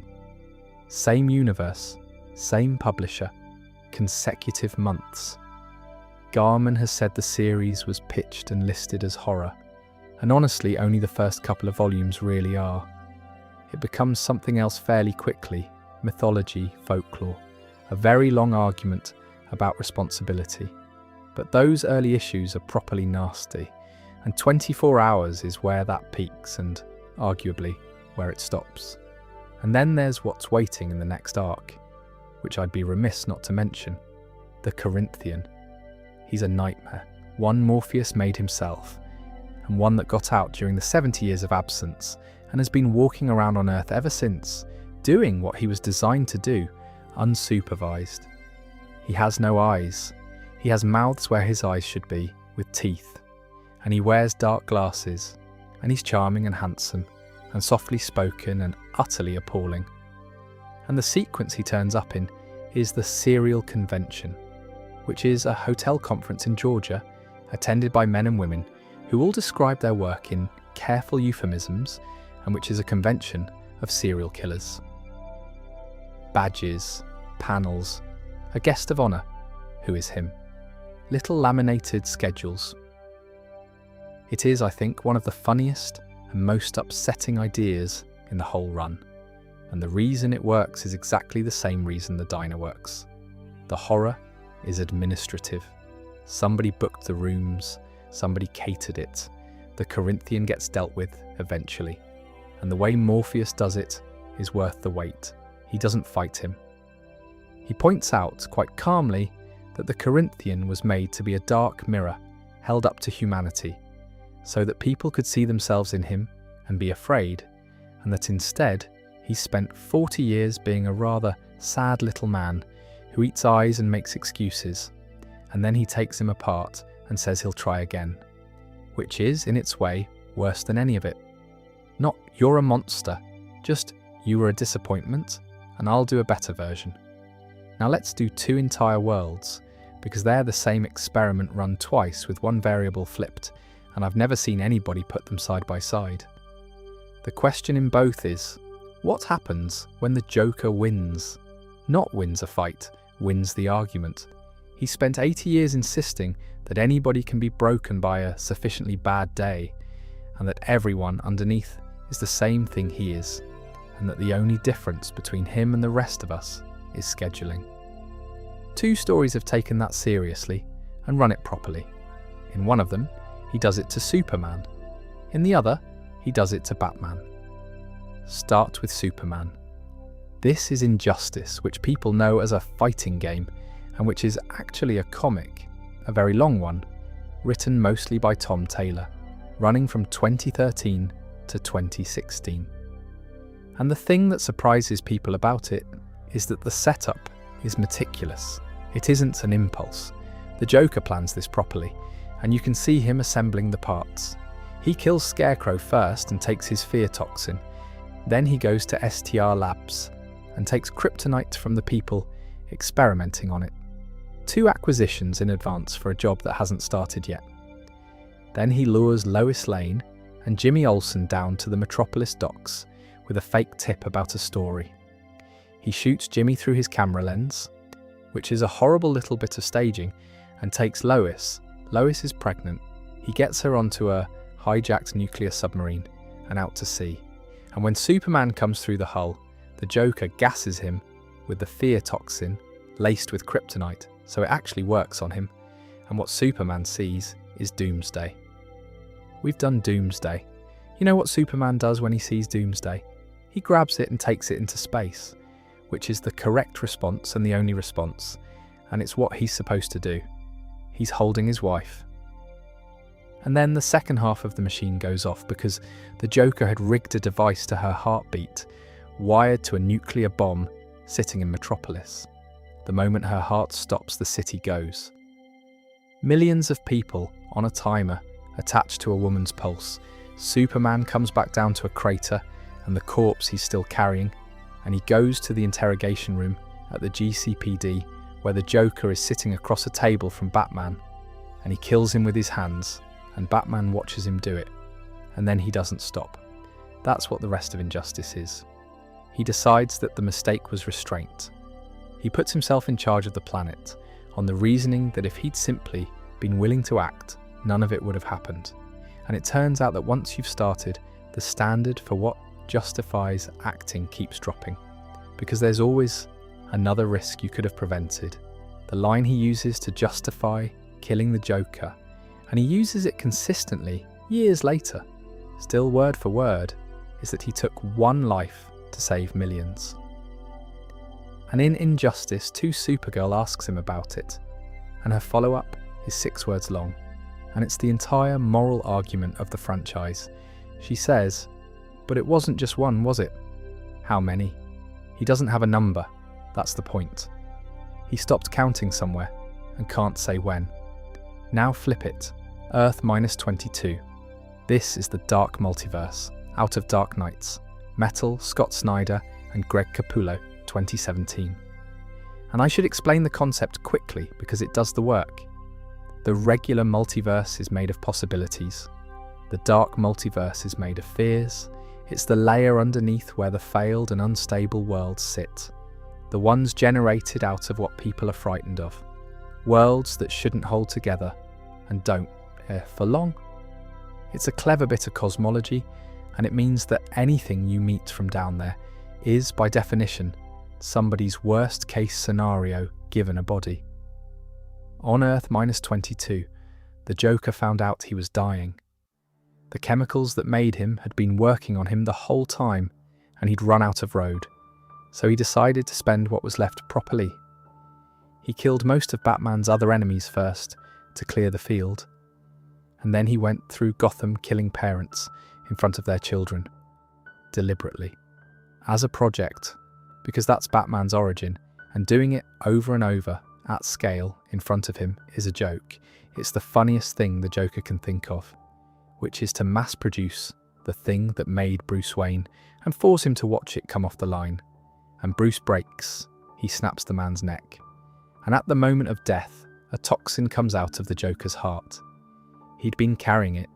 It's a nanotoxin, concentrated, designed to release exactly then, on the reasoning that the only person close enough to be infected would be whoever finally did it. He'd planned his own murder as a delivery method. That's the whole scheme. Not to survive, to be inhaled, and then nothing happens for weeks. That's the detail I want to sit on, because it's the thing that lifts the whole story for me. Bruce goes home. He's grieving, he's disgusted with himself, he's dealing with what he did, and there's no transformation, no immediate onset, nothing to fight. He probably thought he'd got away with it, and the toxin is just working, quietly, in the background, the entire time. When it takes hold, the first thing he does is kill his own sidekicks, the members of the Bat family, who by then had been infected too. Not the villains, not the League, his own. He takes Earth -22 entirely, and he turns Damian, his son, into a small version of the Joker and recruits the children who'd been infected during the original spree as something the comics call the Rabid Robins. And here's what I think is the single most frightening decision in the whole book, and it's a decision about what not to draw. We never find out what he did to Damian. It's never shown. It's never described. There's a before and there's an after, and the middle isn't on the page. That's a choice somebody made in an editorial meeting, and it's the right one, and it's worse than anything they could have put there. Because whatever you're currently doing with that gap, you're doing it yourself, and you'll do it better than they could. So, same experiment, two subjects. Superman gets one bad day and becomes a tyrant. And the whole tragedy of injustice is that every step he takes is defensible from the step before it. He never chooses to be a monster. He just never finds a good place to stop. Which, and I'll take the call back, is more or less exactly what Bet said about stories. Batman gets one bad day and becomes something with no argument in it at all. No justification, no doctrine, no for the greater good.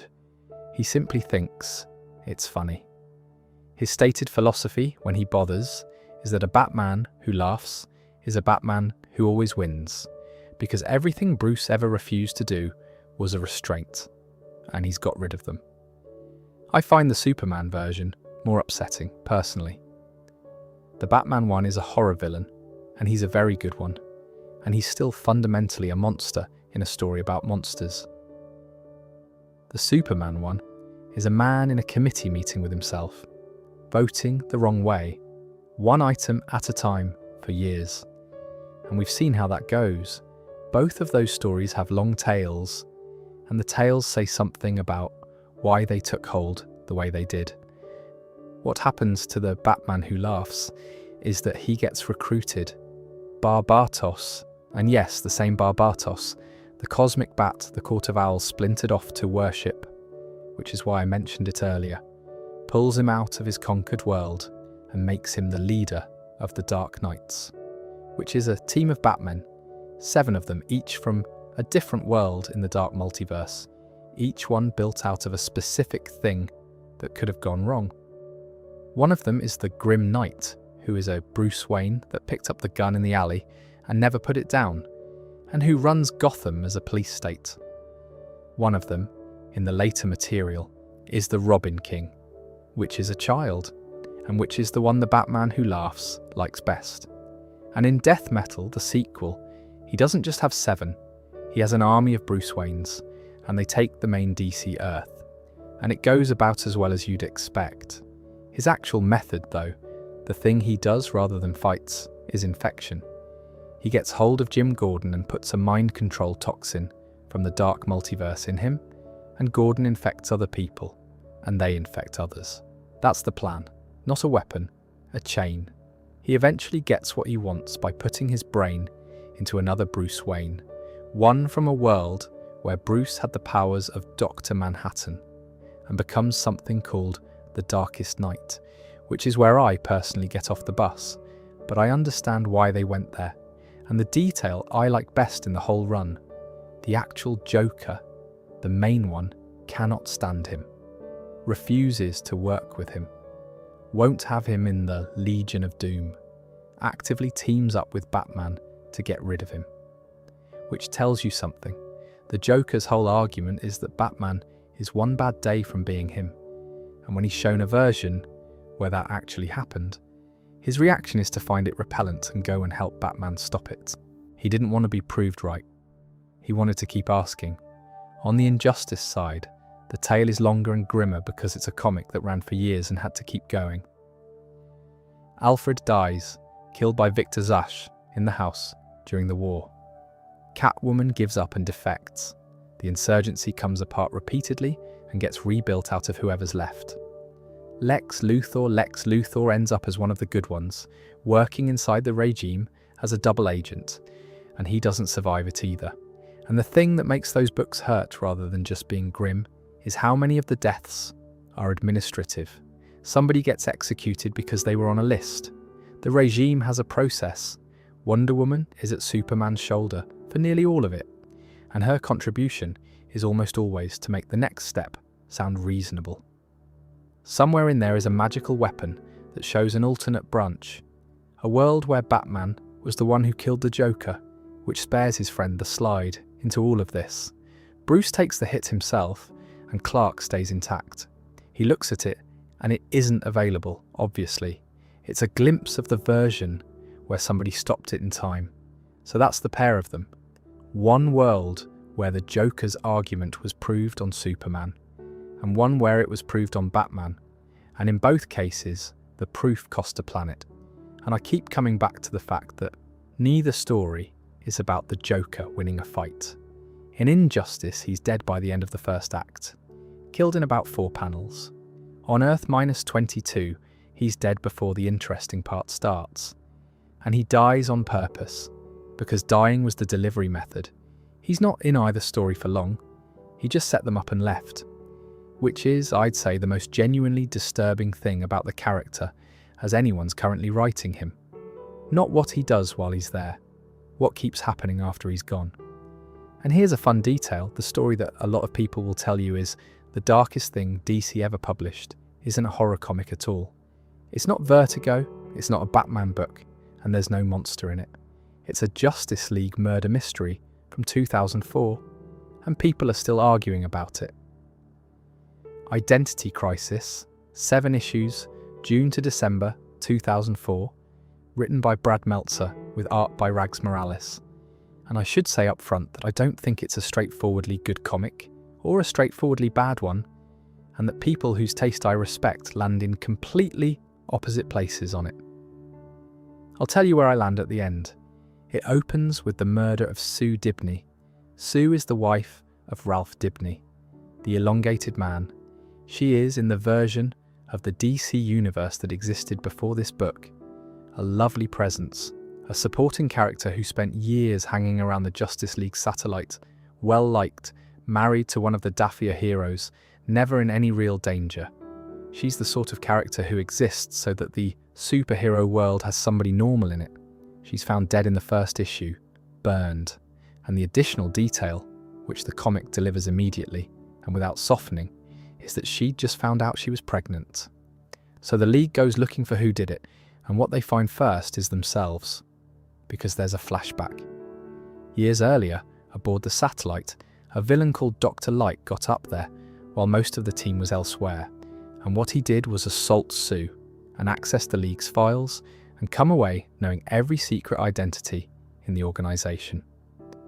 I'm going to say that once and leave it, because the comic doesn't, and that's part of why it's argued about. And because you don't need the detail to follow what happens next. What happens next is a vote.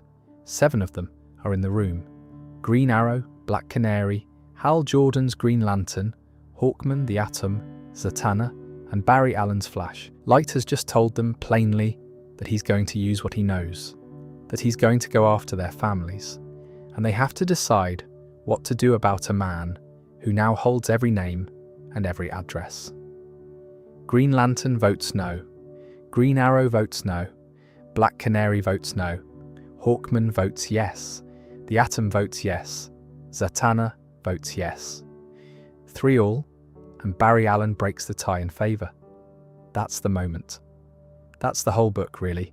3 panels of the most respectable superheroes in the world taking a show of hands. And the reason it works on me is that it's procedural. It's minuted, nobody snaps, nobody's possessed, nobody's been mind-controlled. 7 adults have a discussion, take a vote, arrive at a majority, and act on it. It's a committee decision. If you've ever sat in a meeting where a bad thing got agreed because everybody had a defensible reason for their bit of it, you'll recognise the shape immediately. And I think that recognition is why the book got under people's skin the way it did. What Zatanna actually does is the other half of it. It isn't just erasing his memory of the identities. She reaches in and alters his personality. She rewires the man. And here's the retroactive bit, which I find the most quietly disturbing thing in the whole story. Dr. Light, for years after this in the actual publishing history, was a joke. A bumbling, incompetent villain who mostly turned up to be beaten by teenagers. Readers had spent 2 decades laughing at him. Identity Crisis says that's because of this. That's the damage. The reason he got worse at his job is that somebody went inside his head and left it in a different order, which means every Dr. Light story published in between is retroactively a story about brain damage, and nobody knew, including the people writing them. Then Batman walks in. He arrives partway through the procedure, sees what's happening, and objects, which is exactly what you'd expect, and is the one moment in the book where you think somebody's going to stop it. They mind wipe him too, and that's the point where the story stops being about what heroes do to villains. Up to that moment, there's at least an argument on the table. However grim, Light was a genuine threat, the families were at risk, and you can construct a defence. The second Zatanna turns on a colleague to stop him telling anyone, there's no version of it that holds.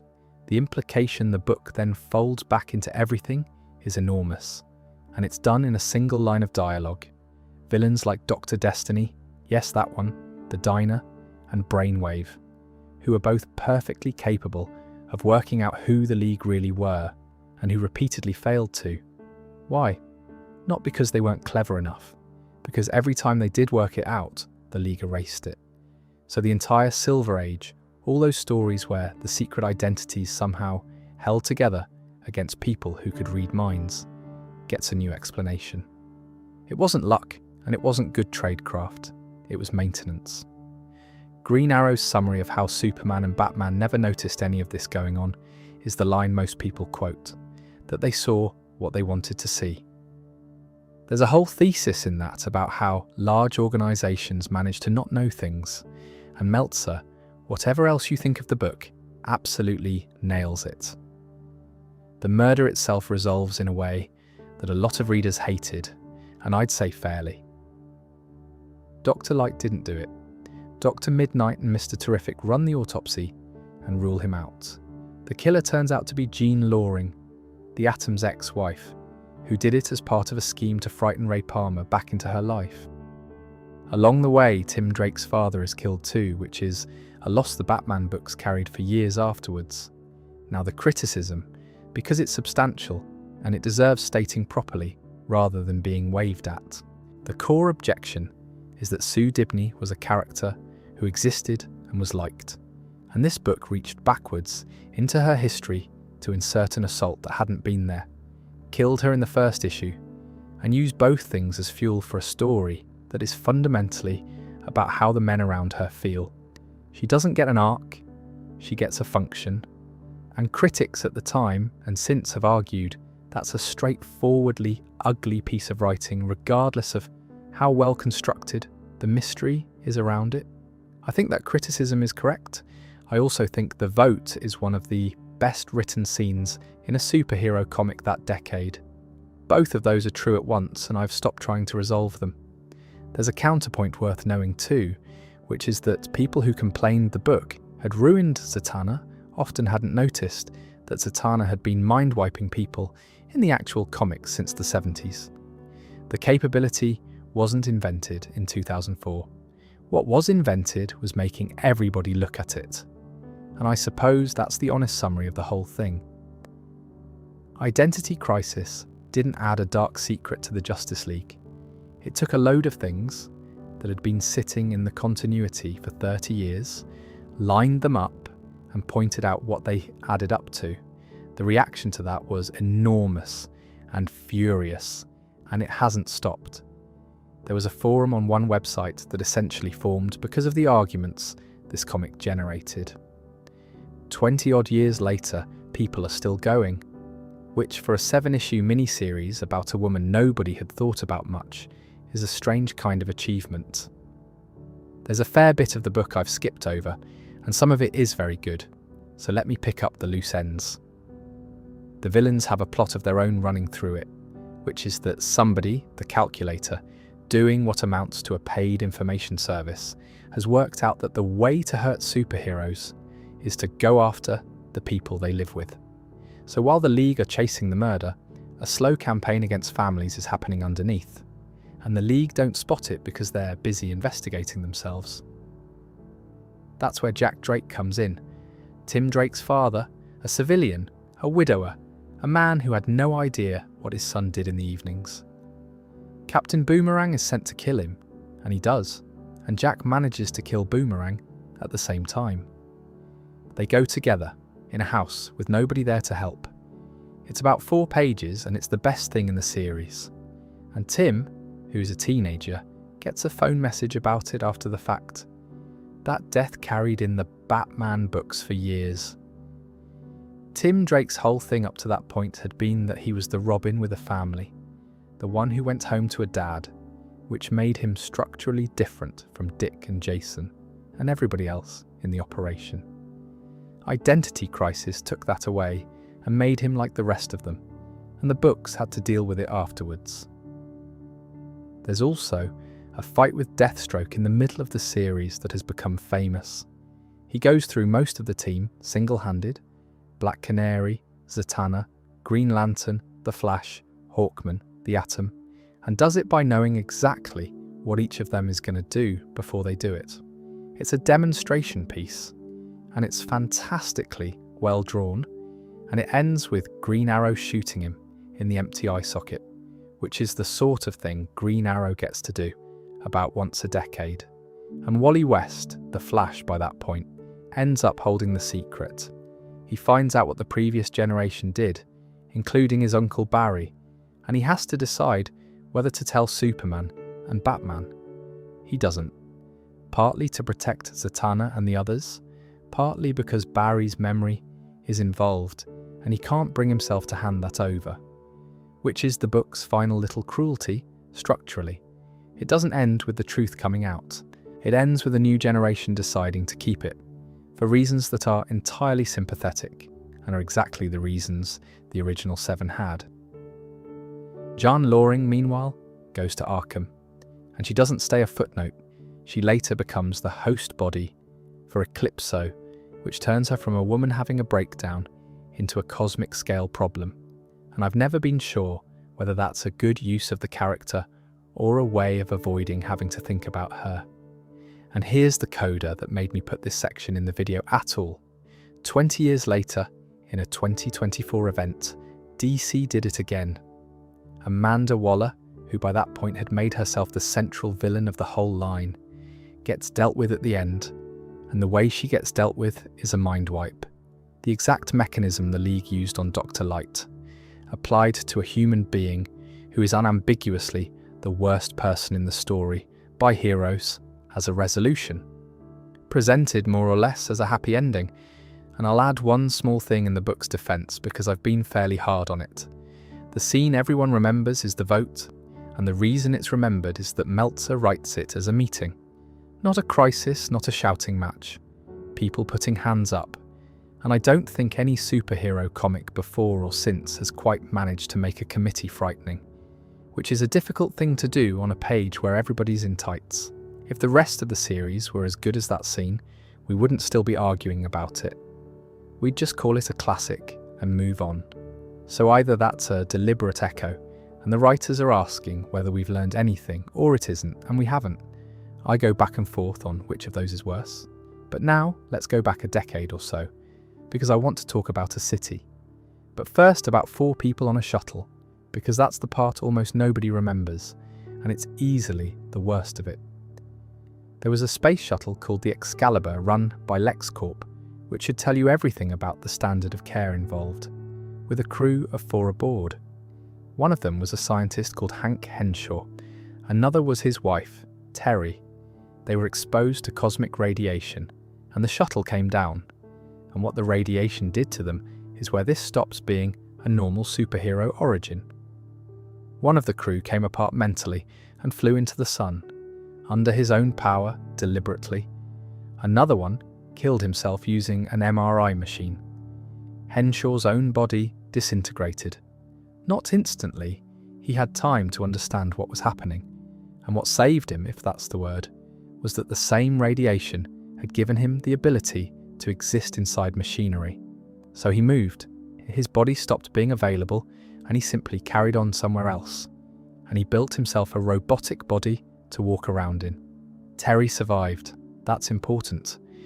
Of the 4 of them, she came through more or less physically intact, and Superman helped save her. And what broke her was Henshaw. Because the man she married had died, in the ordinary sense, the body was gone, and the thing that came back was a machine that spoke with his voice and remembered their marriage and wanted to carry on with it. And she couldn't. She could not do it. And that's what finished her. I've always found that a much heavier piece of tragedy than the comic gives it room for. It's a very Silver Age premise handled with genuine cruelty. He didn't lose her to the accident. He lost her to surviving it in the wrong shape. He blamed Superman. Not entirely rationally, Superman had actually helped, but Henshaw settled on him as the reason all of this happened. And he left Earth, and he went away for a while. Now, Superman dies. I'm not going to go through the whole of the death of Superman, because you know it, and because we've already done the thing that killed him. What matters is what came after, in a storyline called Reign of the Supermen, where 4 separate claimants turn up in Metropolis, each of them presenting as Superman returned. One is John Henry Irons, Steel, straightforward, good man in a suit he built himself. One is Superboy, a clone, a teenager, extremely annoying, eventually excellent. One is the Eradicator, a Kryptonian artifact walking around in a body, calling itself the last son of Krypton. And one is Hank Henshaw. His version is the most convincing by a distance, and the reason is chilling in its practicality. He got access to Superman's birthing matrix, the Kryptonian device that brought Kal-El to Earth, and used it to construct himself a body where the organic parts are genetically identical to Superman. Not similar, identical. The technological parts he built out of Kryptonian alloys. Then he put a metal plate over half his face and presented himself as Superman rebuilt after the fight, part man, part machine. And it played. It played extremely well. Because it's testable. If you take a sample, it comes back as Superman. Because it is Superman. Biologically. There's no lie in the physical evidence at all. And here's the detail from that period that I think about more than any of the fighting. 2 religious cults formed on Earth, one venerating the Eradicator, one venerating Henshaw. And their followers came to blows in the street over which one was the real returned Superman, which is an absolutely magnificent piece of world building, and also the single most plausible thing in the entire storyline. Of course that's what would happen. Of course it would. Then Coast City. Mongol turns up in orbit, an alien warlord with a grudge of his own, and Henshaw is working with him. And between them they destroy Coast City. The whole thing. Not damaged, not evacuated, not partly levelled.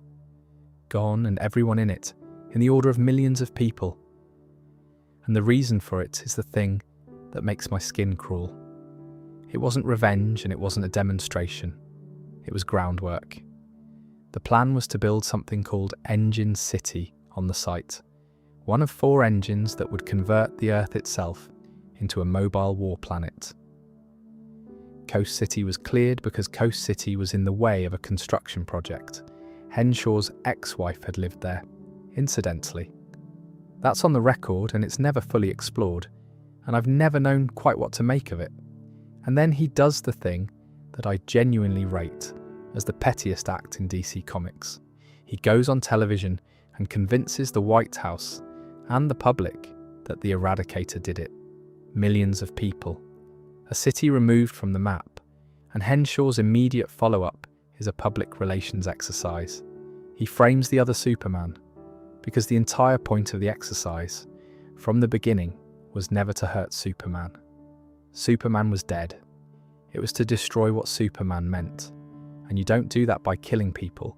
You do it by making sure the thing wearing the S is the thing that killed them. Which brings us to Hal Jordan. Hal Jordan was from Coast City.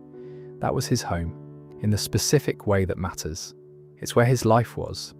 It's where the people who knew him before the ring were. He was off-world when it happened. He was fighting the Dark Stars, a rival lot of space police, halfway across the galaxy, doing his job. He came home to a crater, and the writing choice that makes this sequence land is very small and very good. When he gets there, he hears the voices of the dead. In his head, all of them calling out. He doesn't understand it, and it doesn't stop. And he goes after Mongol in an absolute rage with all of it screaming at him. And then he beats Mongol, and the voices go quiet. That's the bit.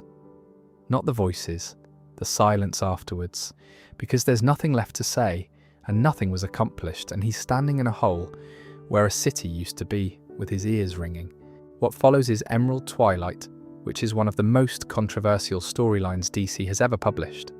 And the short version is that Hal Jordan tries to use the ring to rebuild Coast City, to just put it back, people and all, and the Guardians of the Universe tell him no. And he decides that if they won't let him, he'll take the power that will. He goes to Oa. He goes through the core to get there. He kills people he'd known for years. He drains the central power battery, and he comes out the other side as Parallax. And for about a decade, the greatest Green Lantern who ever lived was the villain of his own franchise. Fans hated it, for the record, loudly and continuously, for years until it eventually got walked back with an explanation involving a fear entity. But for a good long while, that was the state of play. And I want to point out the structural thing here, because it's the reason I put this one in. None of this is a Green Lantern story. Every causative event in it belongs to somebody else's book. A shuttle accident in a Superman comic. A grief-stricken astronaut in a Superman comic. A construction project in a Superman comic. Hal Jordan doesn't do anything wrong. Doesn't make a mistake. Isn't tested and found wanting. He's off doing his job, several thousand light years away, and by the time he gets home, his entire life has been used as a foundation slab by a man he's never met.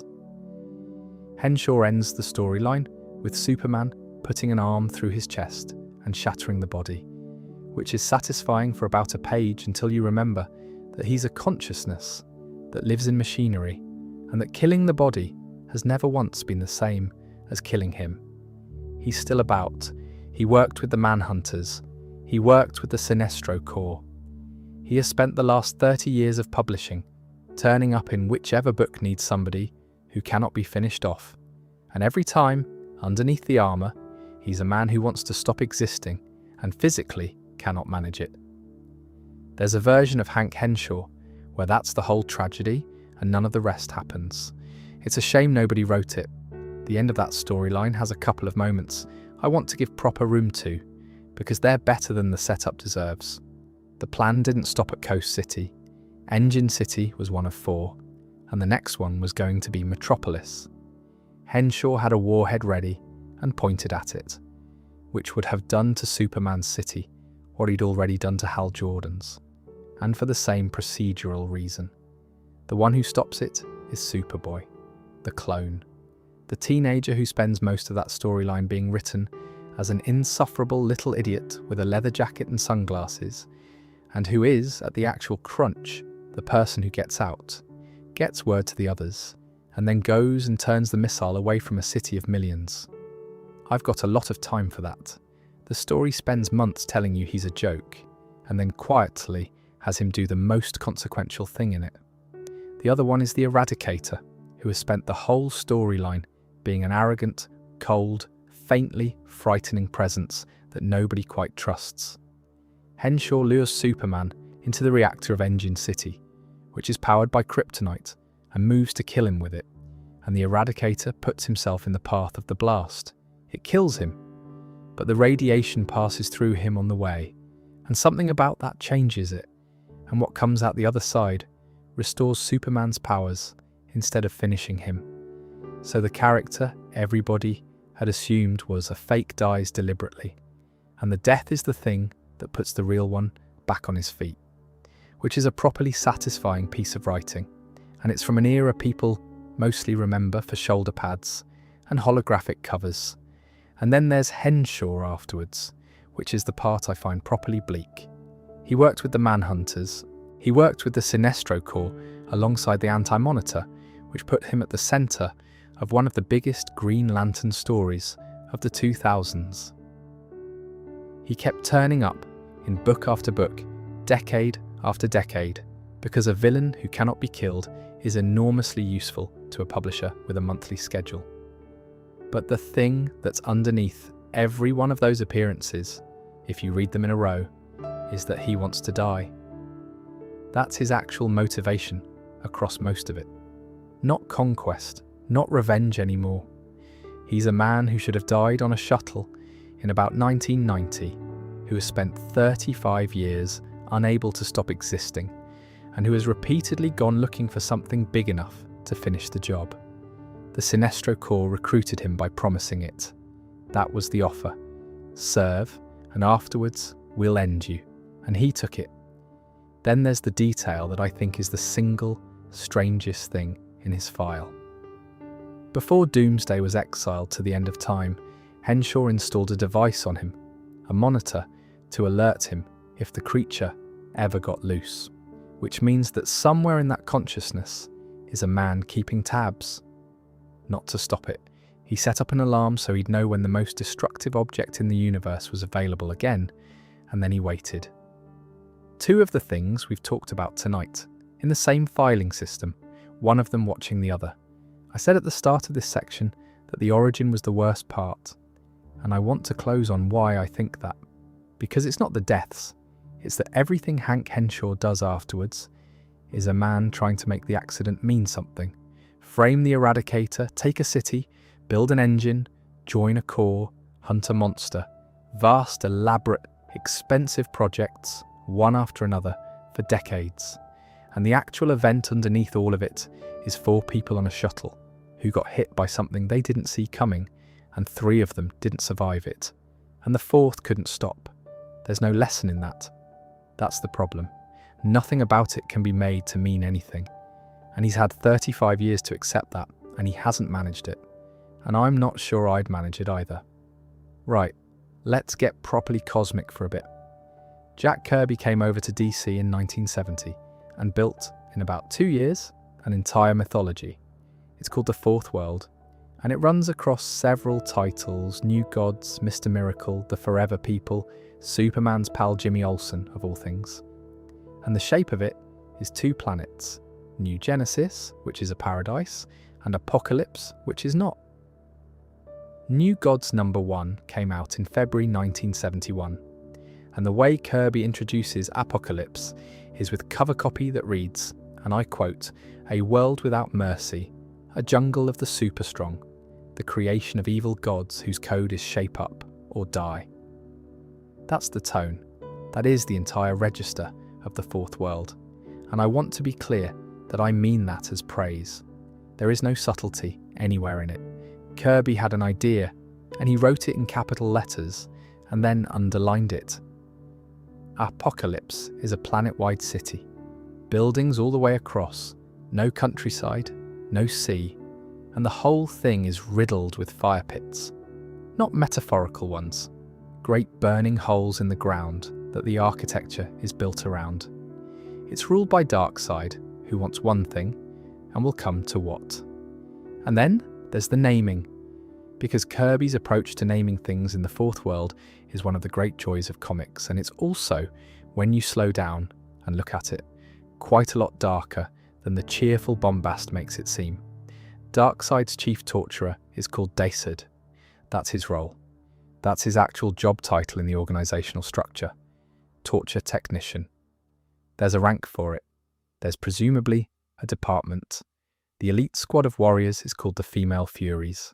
The god of death rides around on skis and is called the Black Racer, which is a sentence I've never been able to say without smiling, and which I want to stress is completely real and completely serious. And then there's the woman who runs the orphanages. Her name is Granny Goodness.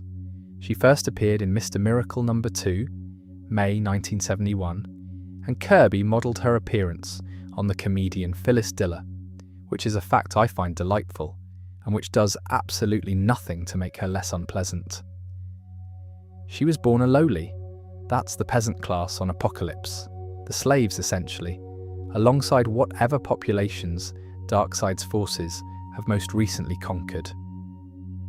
She started at the bottom of a planet where the bottom is truly the bottom, and she got out by being better at cruelty than anybody above her. That was the ladder. That was the only ladder available.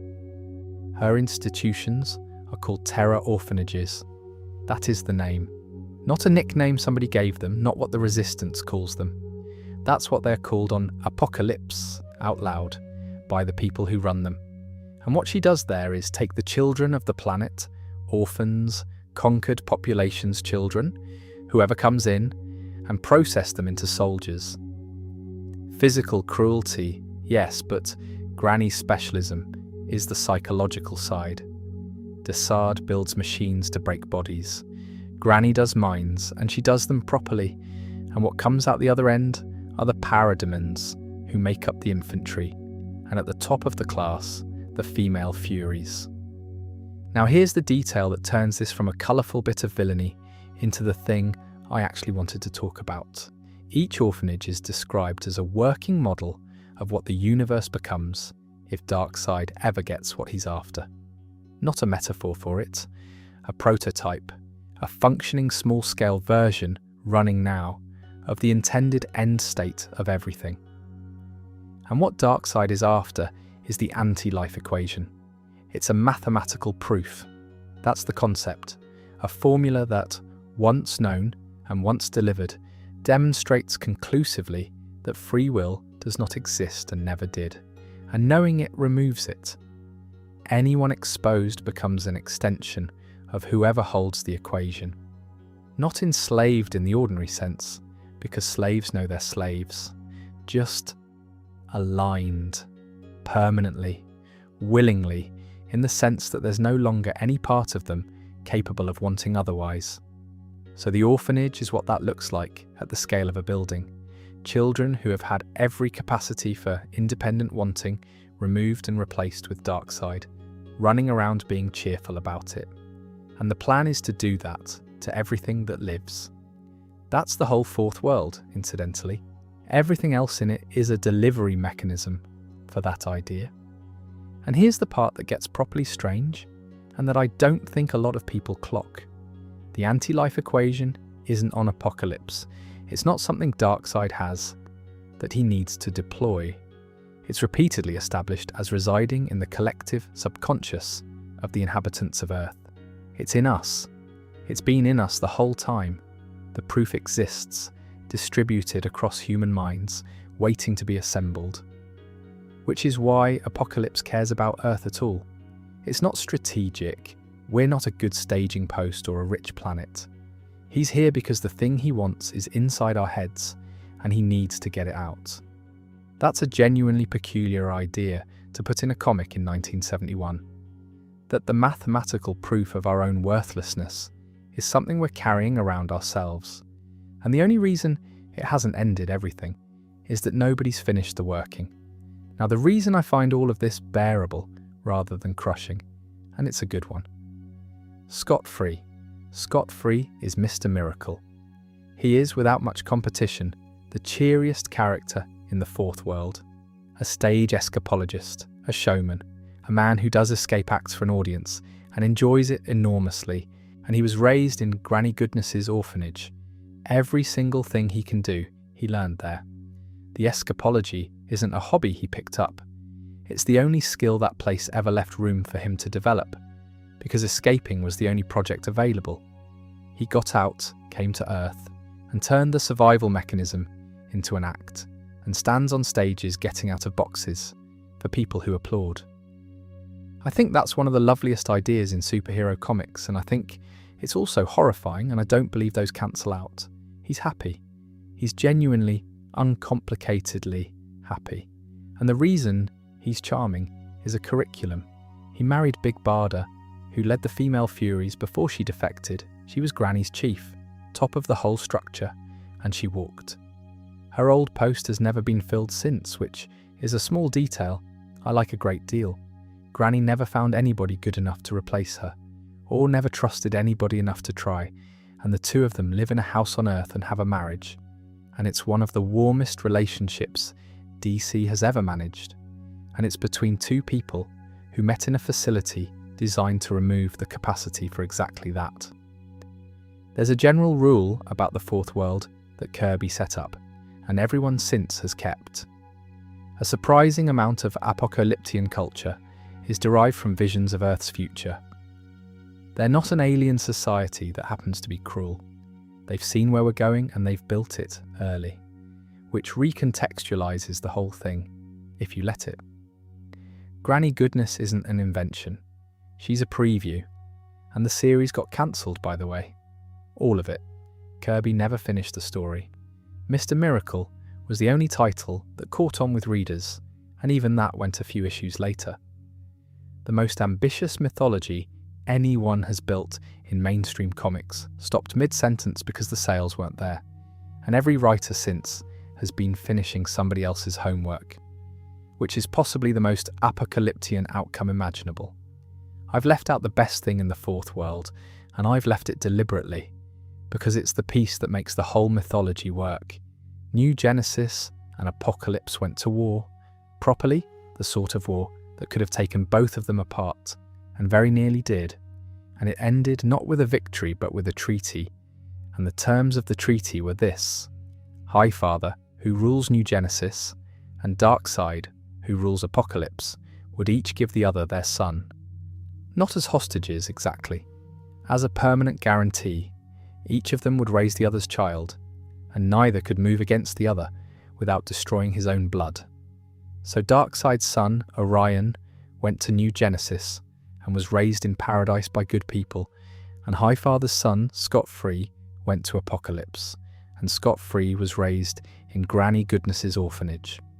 That's the arrangement. That's a peace deal signed by two heads of state, and one of the clauses is that a child gets sent to the terror institutions on the Fire Planet and processed like everybody else. Highfather agreed to it. He's the good one. That's the good side of the story, and he signed a document that put his baby in that building, and he understood exactly what he was signing. And Kirby's follow-through is the bit that elevates it out of shock value. Orion, the child of the worst being in creation, raised entirely in paradise, surrounded by kindness, grows up furious. He has a rage in him that nothing in New Genesis put there, and nothing in New Genesis can get out. He spends his whole life fighting it, and it never gets easier. And the face he wears is a mask over a face he can't stand. And Scot-Free, raised in the orphanage, comes out gentle, funny, devoted to his wife, fundamentally a decent man who likes doing tricks for a crowd. which is either the most hopeful thing in the fourth world or the most fatalistic, depending on which way you hold it. Either environment doesn't determine you, or nothing does, and everybody's just what they were always going to be. Kirby never says. He was not, on the whole, a man who explained. The rest of the cast is worth a quick pass because the names alone are worth the entry fee. Calibac, Darkseid's other son, second in command, all muscle and grievance. Steppenwolf, the uncle with the axe who you'll know if you sat through a certain film. Kanto, the master assassin, dressed as a Renaissance courtier, which is a choice. Glorious Godfrey, a preacher who can talk any crowd into anything, and who is easily the most frightening thing on the planet if you think about it for more than a minute. Dr. Bedlam, Vermin, Wunderbar, Mokari and Simeon, the Deep Six, and the female Furies themselves, Lashina, Stomper, Mad Harriet, Bernadette, Gillatina, who first turned up in 1972 in Mr. Miracle as part of Barda's backstory, and who have been reliably terrifying ever since. Then there's the machinery. Boom tubes, which are how anybody gets anywhere. Tunnels torn through space that arrive with a noise, hence the name. Mother boxes, which are living computers small enough to carry, and which love their owners, and which can die.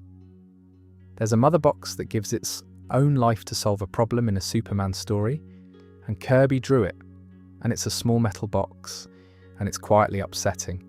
Underneath all of it is the source, an ancient intelligence or energy or presence that everything new God ultimately comes from. And the source wall, at the edge of the universe, which is a barrier made out of everybody who ever tried to get past it. They're still in there, still conscious. Enormous figures embedded in a wall at the end of everything, who got close enough to ask the question and were made part of the answer. That's Kirby. That's a man in his 50s, in 1971, working monthly, inventing that on a Tuesday. The whole thing got cancelled before he could finish, as I said. And the sheer amount of what he did manage, an entire pantheon, a cosmology, a functioning theology, and a peace treaty that gives away children, came out of about 2 years of work that the market didn't want. There's a version of the comics industry where somebody let him finish. I'd like to have read it. And one final note on Granny herself, which I think is the key to the whole character, and which is easy to miss under the wig and the cackling. She believes she's being kind. That's the register Kirby wrote her in, consistently. She calls the children her darlings. She talks about the orphanage as a home. When she's brutalizing somebody, she frames it as being for their own good, as a mother would. And the appalling thing is that on Apocalypse, she's not entirely wrong. A soft child on that planet does not survive the week, and every cruelty she inflicts is arguably preparation for worse cruelties elsewhere. That's why the name works. It isn't ironic. She really does think she's Granny, and she really does think this is goodness. And there is no version of the conversation where you could explain to her that it isn't, which is a much more frightening kind of villain than the sort who knows. That's 10. I could keep going. There's Blackest Night, and what those rings do to the people. They wake up. There's the Newcastle incident in Hellblazer. There's the New 52 rewrite of Mr. Freeze, which I think is the meanest thing anyone's ever done to that character. Another time, maybe? The thing I keep landing on, having gone through all of it, isn't any one story. It's that all of this was work. Every single item tonight was made by somebody on a deadline. A scriptwriter who needed to file by Friday. An artist doing a page rate. An editor who had to sign it off and get it to the printers. At a company that in the same financial year was also selling lunchboxes and pyjamas and novelty mugs with a bat on them. Somebody costed the terror orphanages. Somebody proofread the autopsy. And that's what actually stays with me. Not that DC published disturbing material, loads of publishers have. It's that it came out of an ordinary building full of people doing an ordinary job, and every so often one of them had a Tuesday afternoon and produced something that people are still uneasy about 40 years later. If I've got one thing I'd want you to take away from all of it, it's probably this. Almost none of these stories are about evil people, Bertrand thought he was doing science. The Justice League took a vote. Granny thinks she's being kind. Denny O'Neill was thinking about a lobster. Alan Moore was solving a workflow problem. The Court of Owls has minutes and property holdings.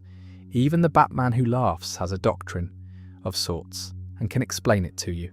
The genuinely unsettling material in DC Comics almost never comes from someone deciding to be a monster. It comes from someone having a reasonable sounding objective and following it further than anyone stopped them.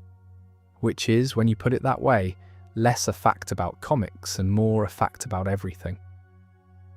I do sometimes wonder about the bloke with the auto dialer though, assuming he existed. He'd be well into his 60s now, and he'd have watched that character come back and become one of the most popular figures in the whole line and get films made about him. And somewhere in the back of his head, there'd be a thought he's never said out loud to anybody, which is, I might have done that. Anyway, that's the lot from me. Mind how you go.